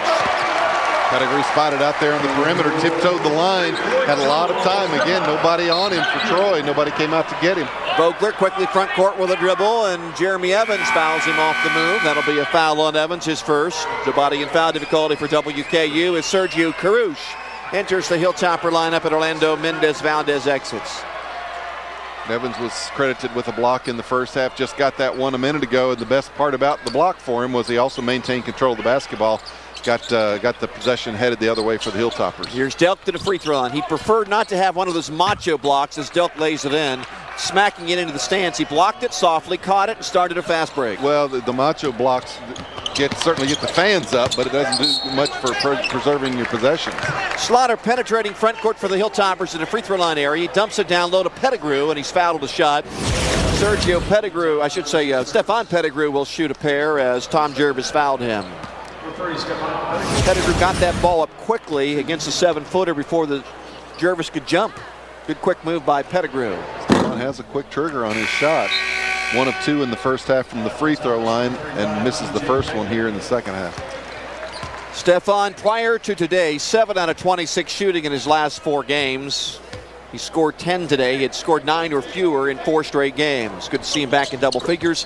And he makes that one, so Stefan Pettigrew now has 11 points. Hilltoppers are balanced today. Slaughter 10, Pettigrew 11, Mendez-Valdez 12. Jervis got open off a feed from Vogler, who's just a nifty player, and Jervis dunks it. It's 59-43. Hilltoppers by 16 with 17 minutes and 15 seconds to play. Vogler did everything to put a nice bow on that little pass for Jervis. All he had to do was catch and flush. Slaughter, right corner. Carouche, fall back jumper from the right. On the rim and off. Foul over the back on DJ Magley, who just checked in, and Ken McDonald does not like the shot from Sergio Carouche. Foul on Magley. First foul on the 6'9" sophomore from Florida. When you play Troy, sometimes you can get caught up in their style and I would imagine the Hilltoppers will take about as many bad shots in this game as they will in any other game this year, simply because of the team they're playing. Well, that's what Troy wants you to do. They lay back in that zone, just tantalizing you and tempting you to shoot the shots from long distance so they get more. Hazard caught a ball at the top of the key, drove to the free throw line and dumped it down low for another dunk by Jervis. This is what happened to the Hilltoppers in the second half against Florida State. Penetration drives resulting in layups or dunks for the Seminoles. Hilltoppers now by 14, 59-45. Left wing three up to Roy A.J. Perfect! 13 for Slaughter. That's his third three. Here come the Trojans quickly. Vogler all the way back, lays it in. You just can't allow that. Vogler came around. He saw a traffic jam at the top of the square, Trojans and Hilltoppers, and he just went around it. It was like a rolling roadblock. Took it all the way to the rim. Slaughter in the basket. Reverse layup is blocked, but he retreats and goes back on the right wing to Pettigrew. Cross-court pass comes to Anthony Sally, who picked up 2 fouls in 1 first half minute. Low to Magley, double team, dumps it down underneath the block. Put up and in by Stephon Pettigrew off the feed from DJ Magley. Here come the Trojans, and this time the Hilltoppers stop the ball as Hazard brings the front court to the foul line. Jump shot from 14 feet, rattling in over Carouche. 64-49, WKU by 15, and we played 4 minutes and 15 seconds of the second half. Not much defense being played by either team right now. WKU with 14 second half points and 11 for Troy. Sally works it up and down in half court, around to the right to AJ. Dribbles it to his right on the wing and stops. Foul line Pettigrew, down to the right corner Carouche. Shoots another one, misses that one. Backside rebound by Hazard. Here comes Hazard of Troy. Deep on the left to Delk, penetrating to the foul line on Carouche. Takes him hard to the hole and lays it in as he went left to right with a dribble. 64-51, 15-13 to play in the second half as Mendez-Valdez rushes back to the scorer's table for the Hilltoppers. I suspect he's going to replace Carouche, who missed a shot and then got scored on the other end, so Sergio may be getting a break here. Carouche long range left side in half court. On the wing to Pettigrew against the smaller Hazard. Dribbles it to his right, stops. Down in the corner to Slaughter, who faked the three-point jumper on Jervis. AJ now to the right wing. Alley-oop caught, laid in by Carouche. Little redemption right there. Sergio with a nice finish. Wasn't close enough for the rim to dunk it, but still scored. Troy quickly in the front court. They get it in the right corner for Huddleston, who hits a three-pointer at 66-54, and Ken McDonald takes a timeout for the Hilltoppers. I'm sure his first question is going to be, is anybody going to play defense in a white jersey? Troy getting it done after Meade. Hilltopper shots. We have a media timeout. Hilltoppers up 12. This is simulcast of the Big Red Radio Network and Fox College Sports. It's produced by IMG. This is Hilltopper Basketball. Here's some damage that we noticed about 3 weeks ago. Oh yeah, well right here next to the choice that we had. A mask that looked like a swim mask. To a transplant area. He's afraid. Hi, I'm Kevin O'Connor. Join us for Ask This Old House, right here on WKYU PBS.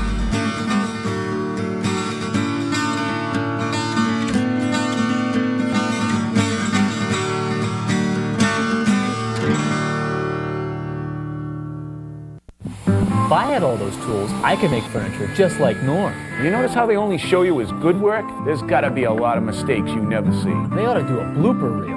Well, I think I'll be here tonight until I fall asleep. He can't do all that woodworking all by himself. You got that right. Actually, you got that wrong. See for yourself the new Yankee Workshop every week right here on your favorite PBS station.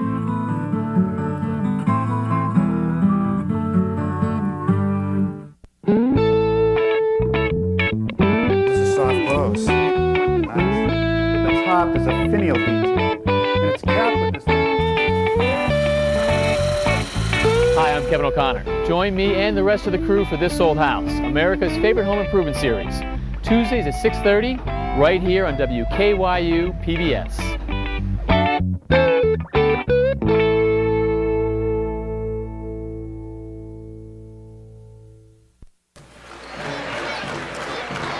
(66-54). Hilltoppers with a 12-point lead. 14:37 to play in the second half. We've seen 32 points, 16 by each team in the first 5.5 minutes of the second half, as the Hilltoppers maintain their 12-point lead. But Coach McDonald took a timeout. He didn't like the transition defense, and actually you have to play transition defense against Troy even after made shots.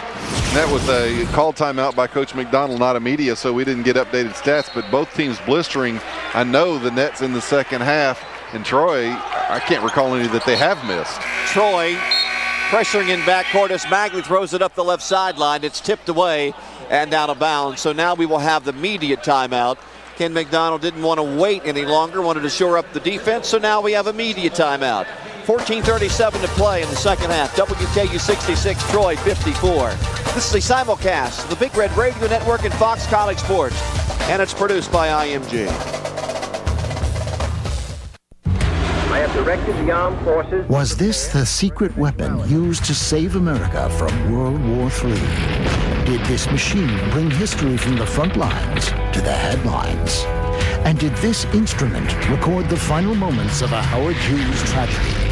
The history detectives are back on the case, and they won't rest until they uncover the truth. History Detectives.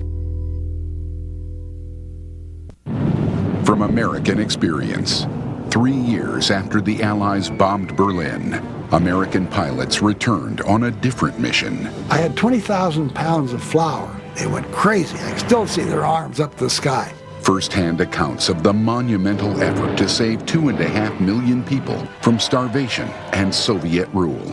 The Berlin Airlift on American Experience.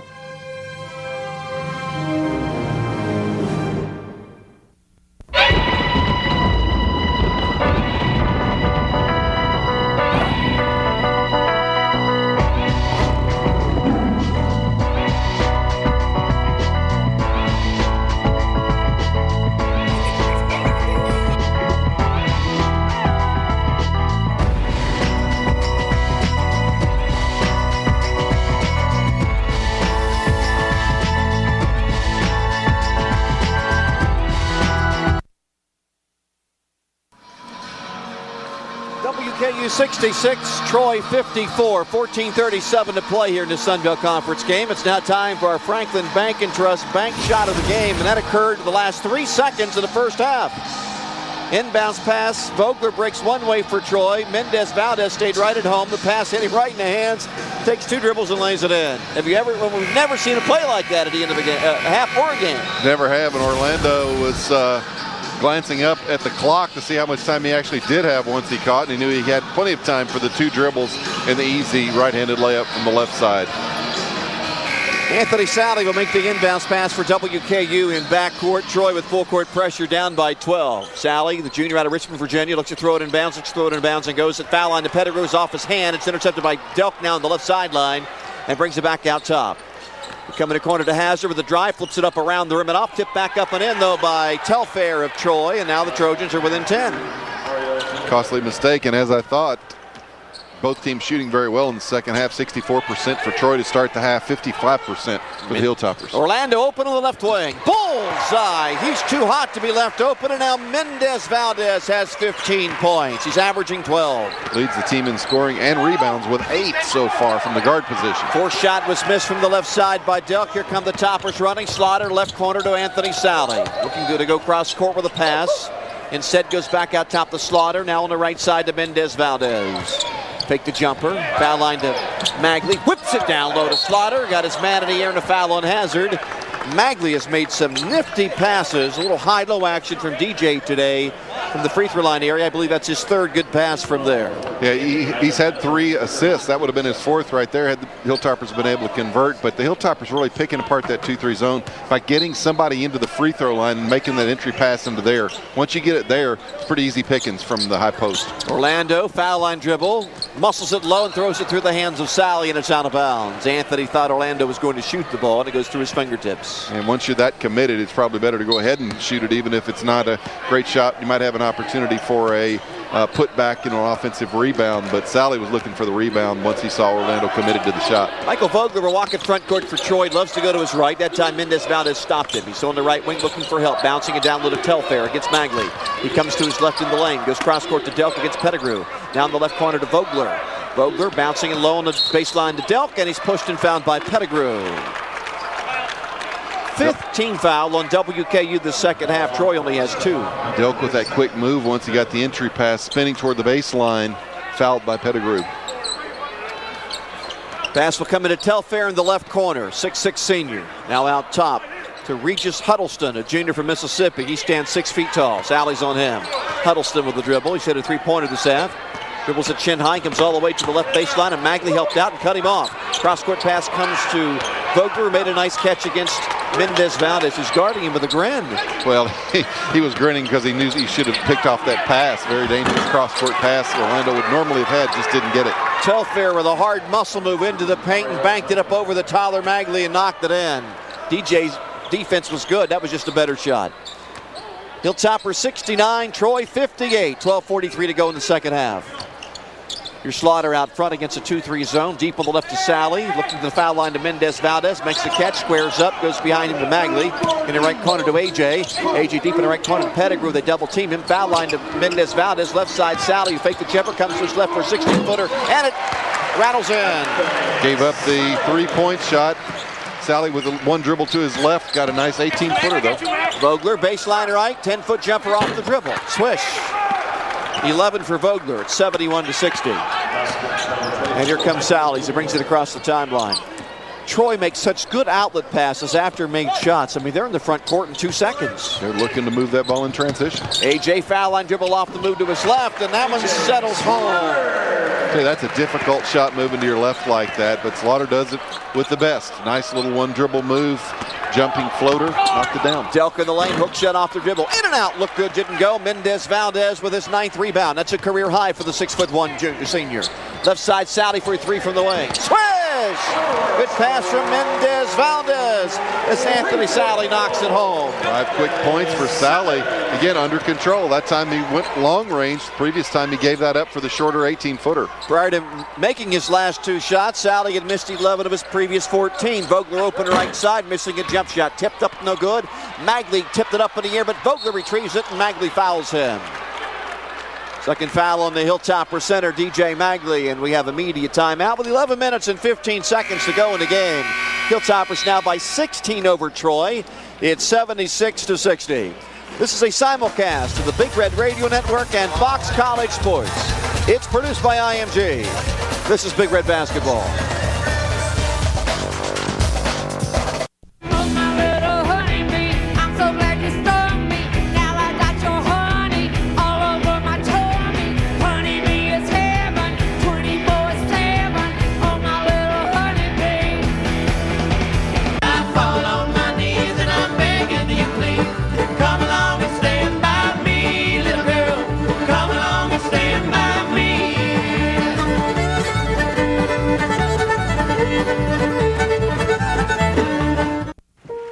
Live from Carnegie Hall, featuring America's top young musicians, the popular radio show comes to television. Each week, music, stories, entertainment.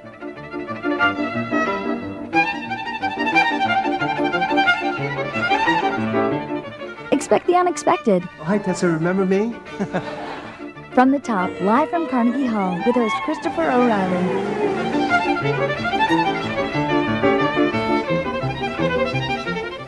One of my favorite shows, I have to admit, is Antiques Roadshow. I love the people, they come in. Found this little, this tchotchke, and I was wondering if it's what it could possibly be worth. I just, it kills me every time. The excitement that they have when they find out it's actually worth something is just, I find it very touching.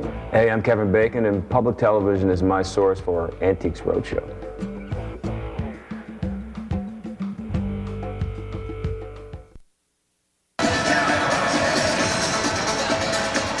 Everyone enjoying the game today on New Year's Day as WKU leads it here at Diddle Arena by the score of 76-60 with 11 minutes and 15 seconds to go in the second half. And it's now time for our John Deere fast break of the game. Brought to you by your local John Deere dealer. Nothing runs like a Deere. Our participating dealers this year on our simulcast, Hudson Ag, Limestone, and Heartland Equipment. Here's the fast break from Mendez-Valdez.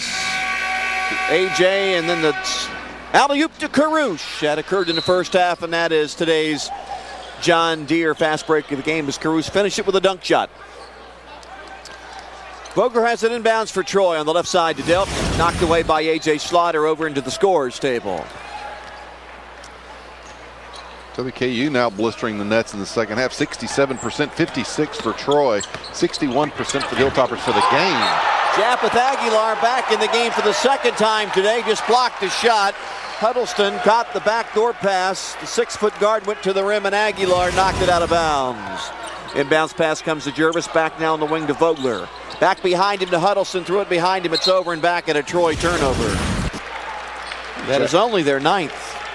Japeth getting involved. Scored in the first half on a little 12-foot jumper, a little soft jumper. That this half he's put a nice block in the statistic line. Aguilar and Evans playing together. They look just the same. Both 6'9" and skinny. Slaughter hard to the hole. Dribbling now the drive to Evans. Had a shot pushed right back in his face.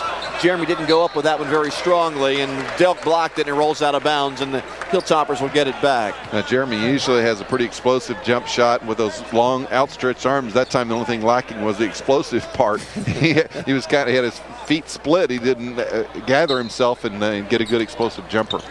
Sally to trigger the ball from inbounds, and he throws it in backcourt. AJ let it go over his head, now goes all the way to the backcourt baseline and retrieves it, and will bring it front court with the dribble.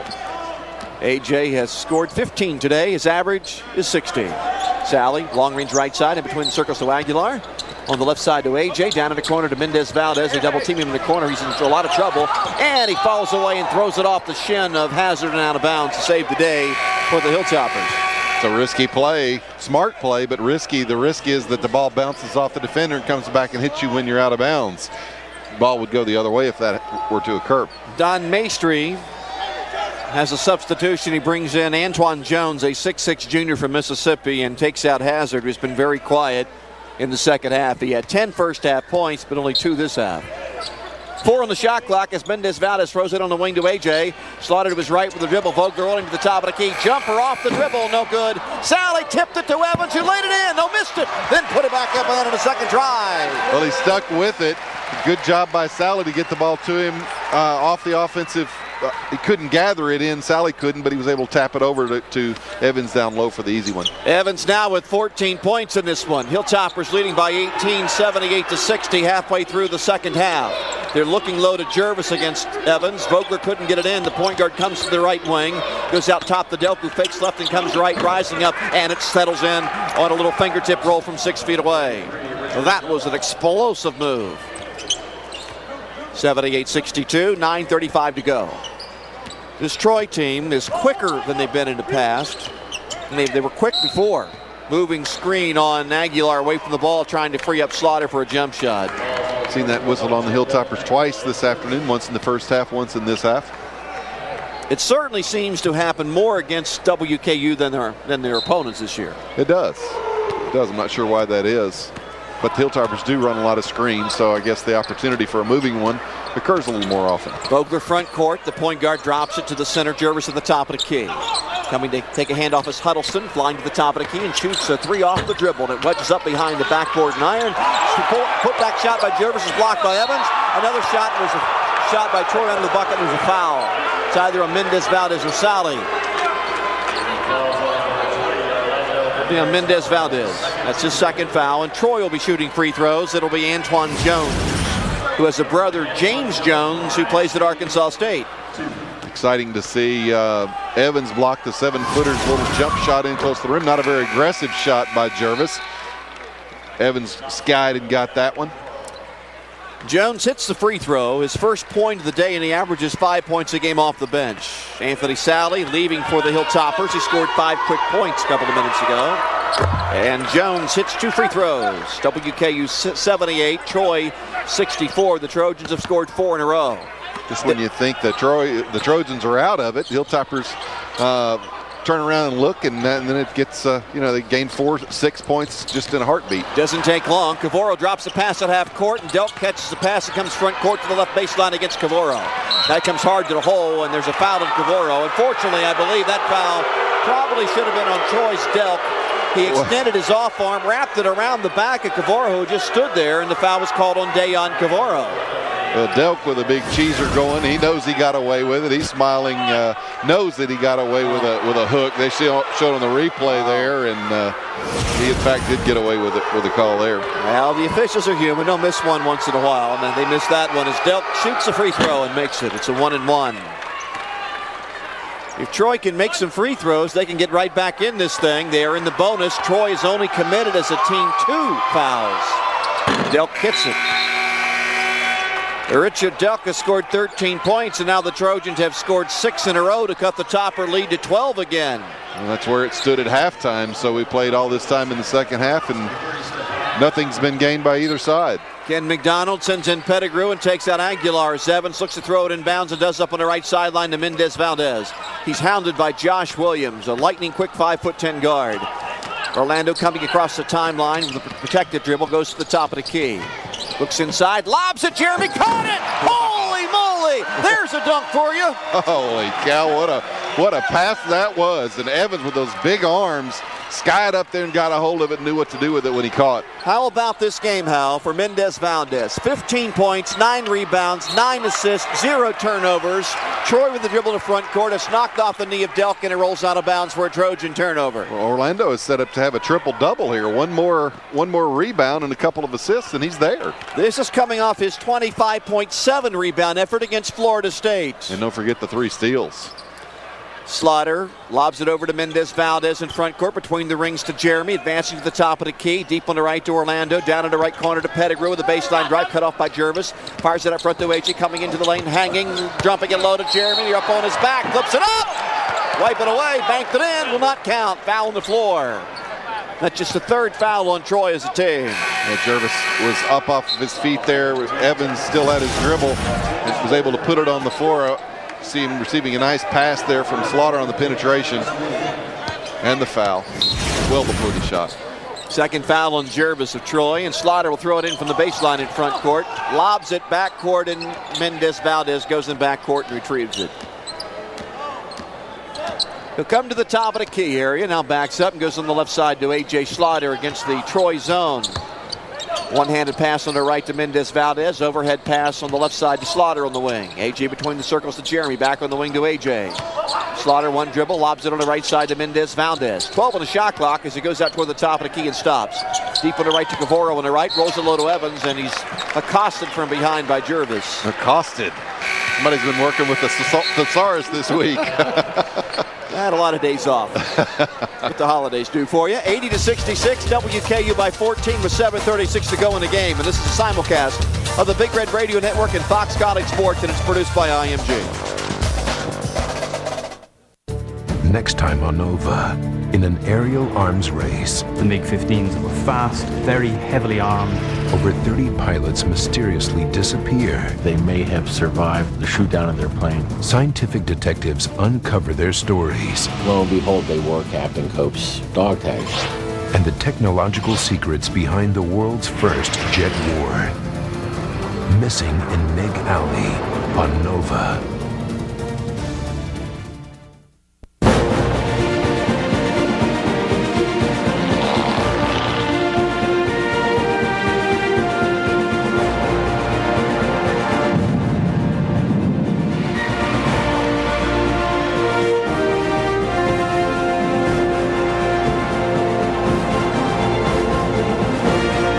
This is where we've been.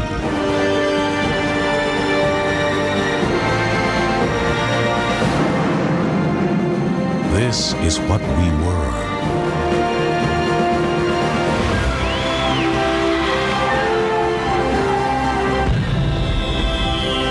This is who we are. The hope still lives, and the dream shall never die. This is our experience, the American experience.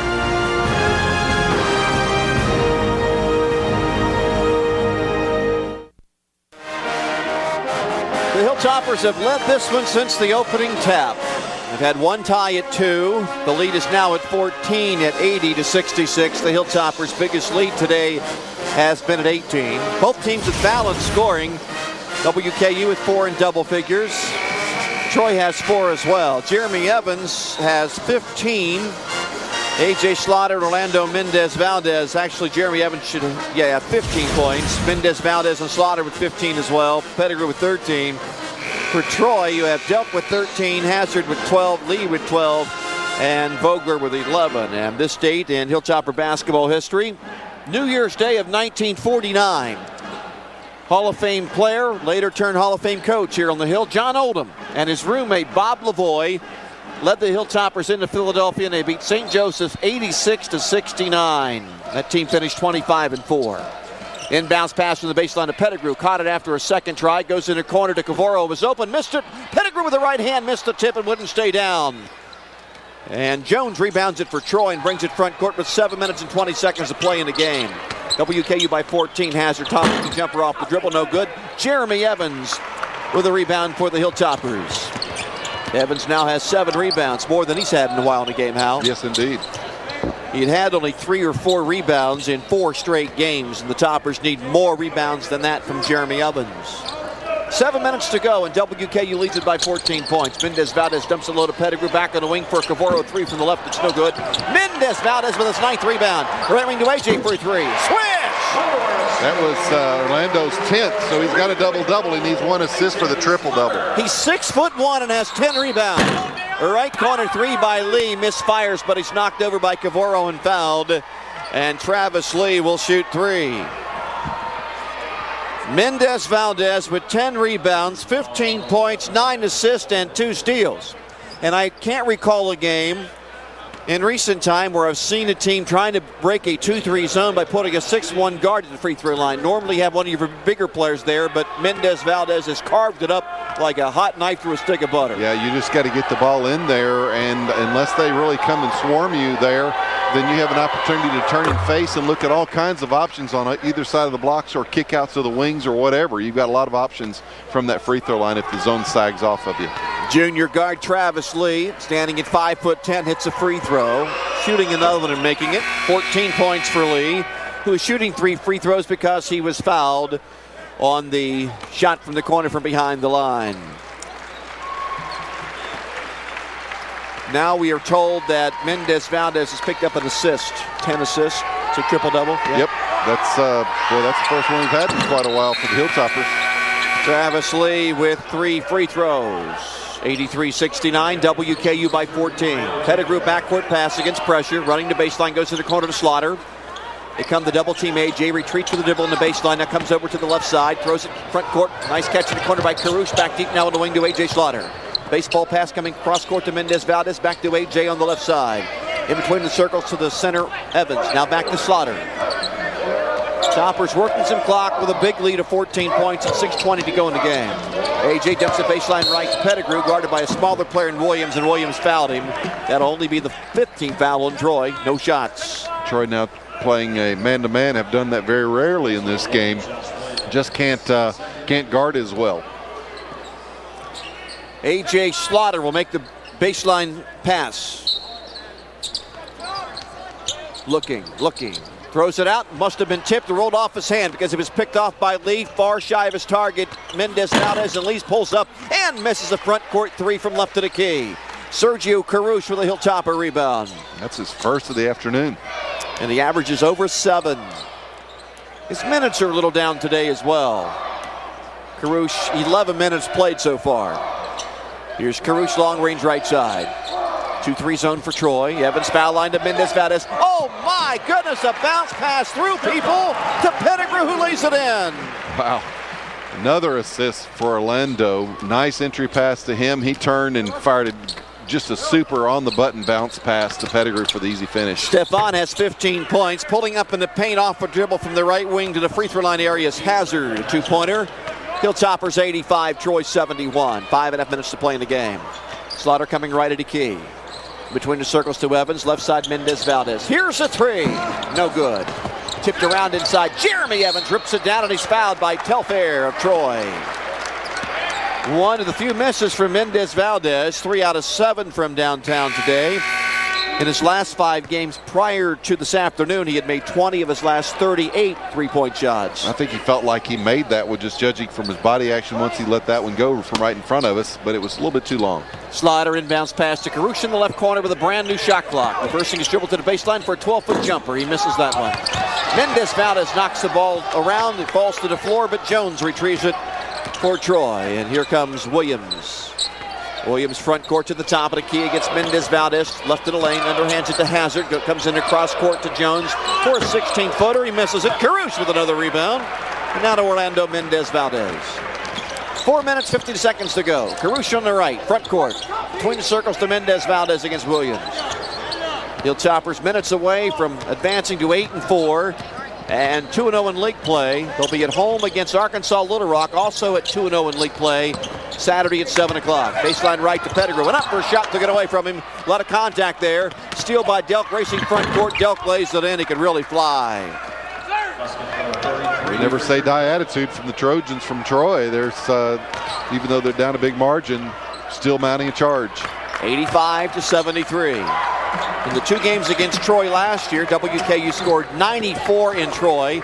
Won that one 94-90. And blew out Troy here at Diddle Arena 92-57. They have 85 points right now with 4 minutes to go. Slaughter to the foul line. Stops. Top of the key. Mendez-Valdez was open. Steps into the foul line. Left of the key to AJ. He penetrates. Back to Mendez-Valdez. Top of the key bomb. Swish. What unselfish play from Slaughter and Mendez-Valdez. Just back and forth till they got one that they liked. All the way down. Evans with a block shot. It's Harrison up to the front of the rim. Caruso gets it 3-on-2. Left side Pettigrew driving hard to the hole, and he lays it in off the dribble, and the lead goes to 17. Demoralizing turnaround for the Trojans. Evans with the big block inside, his 4th of the afternoon, leads to an easy bucket on the other end for the Hilltoppers. 90-73. Pettigrew now with 17 points this afternoon. Here's Jones to the right, goes up for a shot. No good. Evans with a rebound, and they foul Jeremy under the bucket. And Evans will shoot free throws on the other end after this media timeout. 3 minutes, 21 seconds to play, and WKU is back in front by 17 over Troy, 90-73. It's the simulcast of the Big Red Radio Network and Fox College Sports. Produced by IMG, this is Big Red Basketball. On Frontline, he calls Castro a god. How are you, Fidel? And George Bush a devil. He's convinced George Bush goes to bed thinking of ways to assassinate Hugo Chavez. To his followers, he is Venezuela's hope. To his critics, he is at worst a dictator and at best a master of the media. He sings, he can be funny. He obeys none of the rules for a public official on television. The Hugo Chavez Show. Watch Frontline. Hi, I'm Jamie Dury, and welcome to the Victory Garden. Now, isn't it just incredible how much beauty can come up out of that gorgeous brown stuff we call earth? What is a Victory Garden? It's a place where you can get in touch with nature, where you can have fun, where you can learn. It's a place where you can eat what you grow and do it yourself. It's a place you can call your own every week. So go on, get out there into your own Victory Garden. I'm Mark Wahlberg. Look what we discovered in Milwaukee, Wisconsin. This is an absolute little jewel of American furniture. We came this close to tossing it in a dumpster. Nobody in our family wanted the rug, but the last minute we threw the rug over the furniture just to keep the furniture dry. You're kidding. No. Don't miss these appraisals and many more next time on Antiques Roadshow.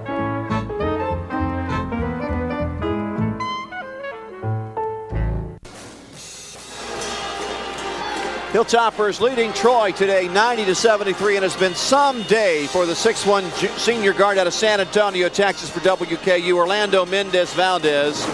18 points, 11 assists, 10 turnovers. Jeremy Evans is also 10 rebounds. 10 rebounds, I'm sorry, turnovers. Good gracious, he only has 1 turnover. And they have gone through the record books and have let us know that as far as the WKU can find out, this is the first triple-double in the history of this program. Well, they're making that announcement on the loudspeaker right here. It is a rarity, but I certainly would have thought it would have occurred somewhere along WKU history. Even before they kept assists, they've certainly kept blocks, and you thought with some of the big guys that played back in the 70s and 60s that there may have been a triple-double resulting from double-digit blocks, but not the case. Orlando Mendez-Valdez getting a standing ovation. Also Ken McDonald standing and applauding, the Hilltopper head coach. Now, most colleges didn't keep assists from 1952 through about 1967. But nonetheless, a game of a lifetime for Orlando Mendez-Valdez as Jeremy Evans shoots a 1-and-1 after the foul and a rebound. And Evans hits the free throw. Jeremy now has 16 points. That matches his season high. And the Hilltoppers lead it by 18 points, 91-73. Evans shoots again. Misses. Telfair with the rebound. 91-73. 3:15 to go. And here's Delk at the top of the key. His uncle is Tony. Great Kentucky player. Delk to the top of the key. Working it left to right with a crossover against Pettigrew. Stayed right with him. Now to Vogler. Where's he been lately? He's been on the bench a long time. Has it in the lane for a 10-footer. Shot at air ball. Rebound by Telfair. Evans blocks the shot again. This is 5th of the afternoon. Hazard right wing. Cross court Vogler. They got the ball back. He drives to the hole. Up over Jeremy. Jeremy intimidated that shot. It goes up off of WKU. The shot clock should have expired. The ball missed the rim and banked off the board and went out of bounds. Jeremy's really got the springs going this afternoon. No doubt about that. Almost had his 6, but he still was able to change the shot. Jeremy now with 18 blocks in his last 7 games. And Evans leads with just 1 second on the shot clock as they put 1 second back up on there. Vogler lobs it to Delk, caught it one-handed and rolled it off the iron. No good. It was tipped, no good, and pulled down by Pettigrew of WKU. It was a good inbounds pass. It was, and really I thought he handled it pretty well, just missed it from point-blank range. WKU 91, Troy 73. Hilltoppers a couple of minutes away from a win which moved them to 8-4 and 2-0 in league play. Mendez-Valdez lobs it right side to Cavoro. Cavoro crossing over to the baseline. In trouble. Foul line to Mendez-Valdez. Flips it low. Pettigrew laid it in. Have another assist. He laid it out on the platter there for Pettigrew for his 12th of the afternoon. This is the Hilltoppers' biggest lead at 20. Vogler coming front court. Bangs into Dejan Cavoro. And Cavoro gets a blocking foul. And he fouls out of the game. Cavoro with 3 points, fouls out with 2 minutes and 11 seconds to go. Ken McDonald will bring in Anthony Sally, Japeth Aguilar, Sergio Carucci, and Matt Maresca, the 6'8 senior from right here in Bowling Green, Kentucky, will see action for the first time today. Carucci coming in for Cavoro, who fouls out. Dejan Cavoro getting his first start this afternoon. Nice to see that. It's also nice to see Japeth Aguilar getting some minutes. That surprises me. I didn't realize, I guess I hadn't been paying him enough attention, but I didn't realize he was that close to being ready to go. What a nice lift he could give the Hilltoppers with his length and agility and athleticism. I think he can be a big lift for this Hilltopper lineup if he can get some minutes. Vogler's free throw rims in and out. Orlando Mendez-Valdez and Stephon Pettigrew are now leaving. 19 for Pettigrew today. That's 1 below his season high. Announced crowd of 3778 this afternoon, standing in appreciation for the guys that are coming to the bench. They've played a whale of a game here this afternoon, I think. The Hilltoppers will battle Arkansas Little Rock Saturday night here at Diddle Arena at 7 o'clock. Trojans are picked to win the West Division. Vogler's free throw is perfect. 93-74. WKU had scored 8 in a row. Kyle Schmidt with your nice little shimmy and shake there with Sergio Carucci. Little body language. You two been working on that in downtime? Oh, Sergio's been telling me how he's going to get a dunk and give me a little shimmy when he does. He did get a dunk today, but I didn't see the shimmy afterwards. That would get him a spot on the bench if he was doing that. Slaughter coming front court to the top of the key. Now on the left side to Sally. Back now to A.J. Slaughter. 2 minutes to go. Hilltoppers leading by 19. This will be their 5th win in a row against Troy after losing the first time they ever played them down in Troy. Troy just 3-pointed in the death in that game. Here's Carucci on the right wing. Works it up and down with a dribble. Looking to dump it low to Aguilar. Goes to the foul line. Knocked away from Carucci. Carucci gets it back. Fighting for it. Now it's ripped away by Leggett, who's 6'7" or 200. His pass comes over here, and Anthony Sally picks it off, and the Hilltoppers get a new shot clock with 90 seconds to go in the game. Out top to Aguilar. Throws it behind him to Slaughter. They won't be in any hurry here to attack. Hilltopper basketball brought to you on the simulcast by Southern Bell Dairy and also by the Kentucky Lottery. Sally between the circles with 15 seconds on the shot clock and 1:12 to play. Carucci now out front to Sally. Aguilar goes to the free throw line to go now deep to Slaughter. Troy not having a lot of pressure on the perimeter. AJ penetrating, stops, 10-foot jumper left of the lane, and it's good. AJ's had a good game. Yes, he has. 20 for AJ Slaughter. Here is Delk hard to the hole, up and around Maresca, and he lays it in. A.J. Slaughter with 20 points, 5th time this year that he's had 20 or more in a game. And a foul as Sally brings it front court. Hazard reached in and fouls him. With 45 seconds to play in the game. 4 on Brandon Hazard, who had a good first half, has been quiet since halftime. We talked about the bench and how critical they were to helping this Hilltopper team. Mike Walker, the only Hilltopper to see very limited action, only 3 minutes so far. But everybody else is going to be in double-digit minutes, I believe, and that's going to be 1, 2, 3, 9 players with double-digit minutes. Anthony Sally will be shooting a 1-and-1. That was the 8th team foul on the Trojans. And here's the knee bend and shot. It's good. 6 for Sally today. Uros Komodenic is also in for WKU, a 6'6" junior from Serbia. He's been bothered by foot problems, hasn't been practicing a lot lately. He's out there now with 45 seconds to go. Uros going with that sleek look with a closely cropped hairdo. Sally's second free throws long, but the Toppers get it back, and Komodenic shoots a 3, and he makes it from the left wing. That didn't take him long to get on the scoring column. 99-76, 35 seconds to play. Leg it hard to the hole on Maresca. Misses the shot, retrieved by Aguilar out of Sally. Hilltoppers last scored over 100 points in a regular season game in the 06-07 season against Louisiana Monroe. Put up 103 on that one, and Ken McDonald does not want Sally to shoot. Yeah, the shot clock is off. The fans want to see 100 points. Coach McDonald's not impressed by that. He's saying no shot. Komodenic is going to bomb a 3, and it's blocked back in his face. I don't think Sergio saw the facts. Or nowadays that would be a text message from Coach McDonald. That's right. Didn't get the memo. So unless Troy fouls, the Hilltoppers will not get to 100. Pass comes into Maresca. 9 seconds to go. WKU will go to 8-4. Pass comes to Sally out top. The fans. And the game is over. WKU wins it by 23, 99-76. Coach McDonald giving Uros a little piece of his mind over there too about that ill-advised shot attempt that he had from the corner. Well, there's ways to win games, and that's the way to do it. That's right. 99-76, WKU moving to 8-4. Troy falling to 5-8. Troy's now 1-2 in Sun Belt Conference action, and the Hilltoppers move to 2-0. They'll be back in the Sun Belt Saturday at home against Arkansas Little Rock. So it's over. The Toppers are winners, 99-76, and this is the simulcast, the Big Red Radio Network and Fox College Sports, and it's produced by IMG.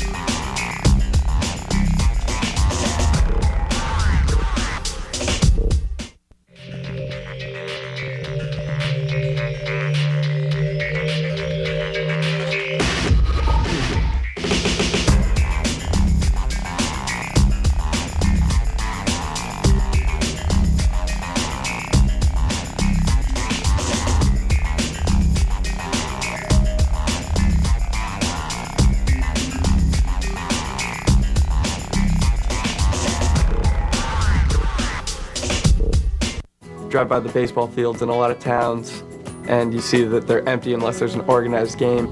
You don't see the pickup games that you see in Ken Burns' baseball series. In the summer of '98, we decided to build a wiffle ball field. It looked just like Fenway Park in our yard. We named it Pupkey Park after my family's late dog. Once the park was finished, we started playing our games, and kids from the neighborhood would be right there ready to jump on. When I first saw the series Baseball on PBS, I heard a quote from Walt Whitman about baseball being a glorious game, bringing the community back together, repairing their losses.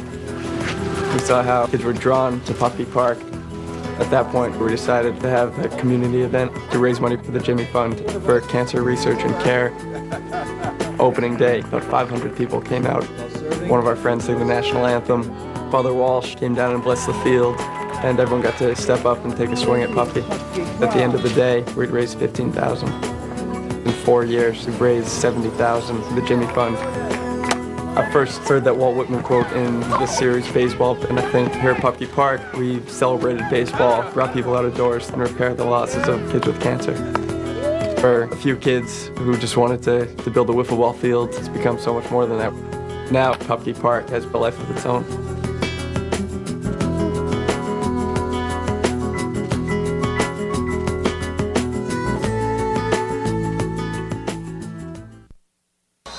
Diddle Arena, a happy place to be today for nearly 4,000. I thought that was a good crowd on New Year's Day. It's just the second time in the long history of Hilltopper basketball they've ever had a home game on New Year's Day. And the crowd was treated to an exciting game. I was a little bit surprised. I was kind of taking a stab before people started coming in. I said 4,000 might show up. Maybe thinking at least 4,000 will be sick of football and sitting around the house by this point. Want to get out and see some exciting basketball. But the ones that came out certainly got that. Hilltopper shot the ball extremely well, just dominated the glass, 41-27. 25 assists this afternoon for this Hilltopper squad and only 13 turnovers. That's going to win you a lot of ball games.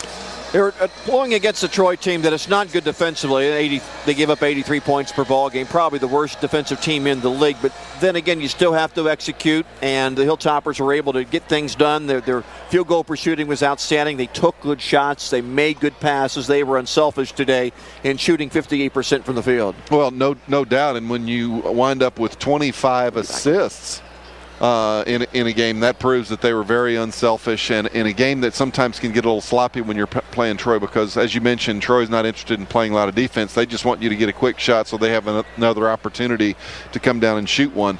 But Troy only shot 20 of 63 from long range today, which is a little uncharacteristic. I expected to see more 3 attempts from them, but the Hilltoppers I thought were good defensively and offensively. Both ends of the court dominated this game. WKU wanted to rebound. They certainly did that, and they wanted to take advantage of missed shots and get some points in the paint, off second chance points, and they certainly did that against Troy today. 20-5 on second chance points. Well, dominated that, and with 16 offensive rebounds out of 41 total, that's going to give you a lot of opportunities for those second chance points. And shooting at 58%, not a big surprise that they were able to dominate that statistic. All right, this team, once again, they've lost 4 times this year. Now to go to 8-4, and after every single loss, they've bounced back in the very next game and played very well. It happened again today. Well, nice pattern I'm seeing. Not necessarily the losses, but the recoveries after the losses. So they're not taking too much time to dwell on the mistakes, but quickly able to make amends for those and patch up in the areas that need to be patched and come out and play strongly after the defeat. So I think that's a very nice characteristic that we're seeing grow here from this young Hilltopper team. A lot of balance today. The Hilltoppers with 4 players in double figures, and that statistic continues. Actually, I thought the Hilltoppers made more threes. They didn't. They had 12-7. This is one of the few times this year that the Hilltoppers have actually made more threes and won the game. Normally when the Toppers shoot fewer threes and make fewer threes, they've won. But this time they make more and win. And they did. And they got 23 bench points today as well, which is nice. Again, we talked about on the lead into this show the importance of getting some help off the bench, and they got double-digit minutes from 8 players this afternoon and got production from all of those players. DJ Magley with a nice afternoon, I thought, with 4 points, 3 turnovers. 3 rebounds to go with his 3 assists. Good, just good all-around effort, I thought. And what a performance from Orland Mendez-Valdez in back-to-back games. At the game at Florida State in the Orange Bowl Classic, he had a career high of 25 points and 7 rebounds. He had 7 3-pointers. Today against Troy, he goes for 18 points on 7 of 12 shooting. He made 4 threes, but 10 boards, 12 assists, 1 turnover. Great afternoon for him. Had a couple of steals to throw in the pot as well. 33 minutes. Very, very useful minutes he played this afternoon. And we keyed on him at the beginning of the game, thinking that he would be a very important part of this win if there was to be one for the Hilltoppers, and certainly he did not disappoint us this afternoon. A.J. Slaughter also had 20. 5th time this year he scored 20 or more. We'll be back with you on TV this coming Saturday for another simulcast against Arkansas Little Rock. Game time at 7 here at Diddle Arena. And for the radio audience in our simulcast, stay tuned. Post-game show and radio head your way next. Happy New Year's, everyone, from Diddle Arena.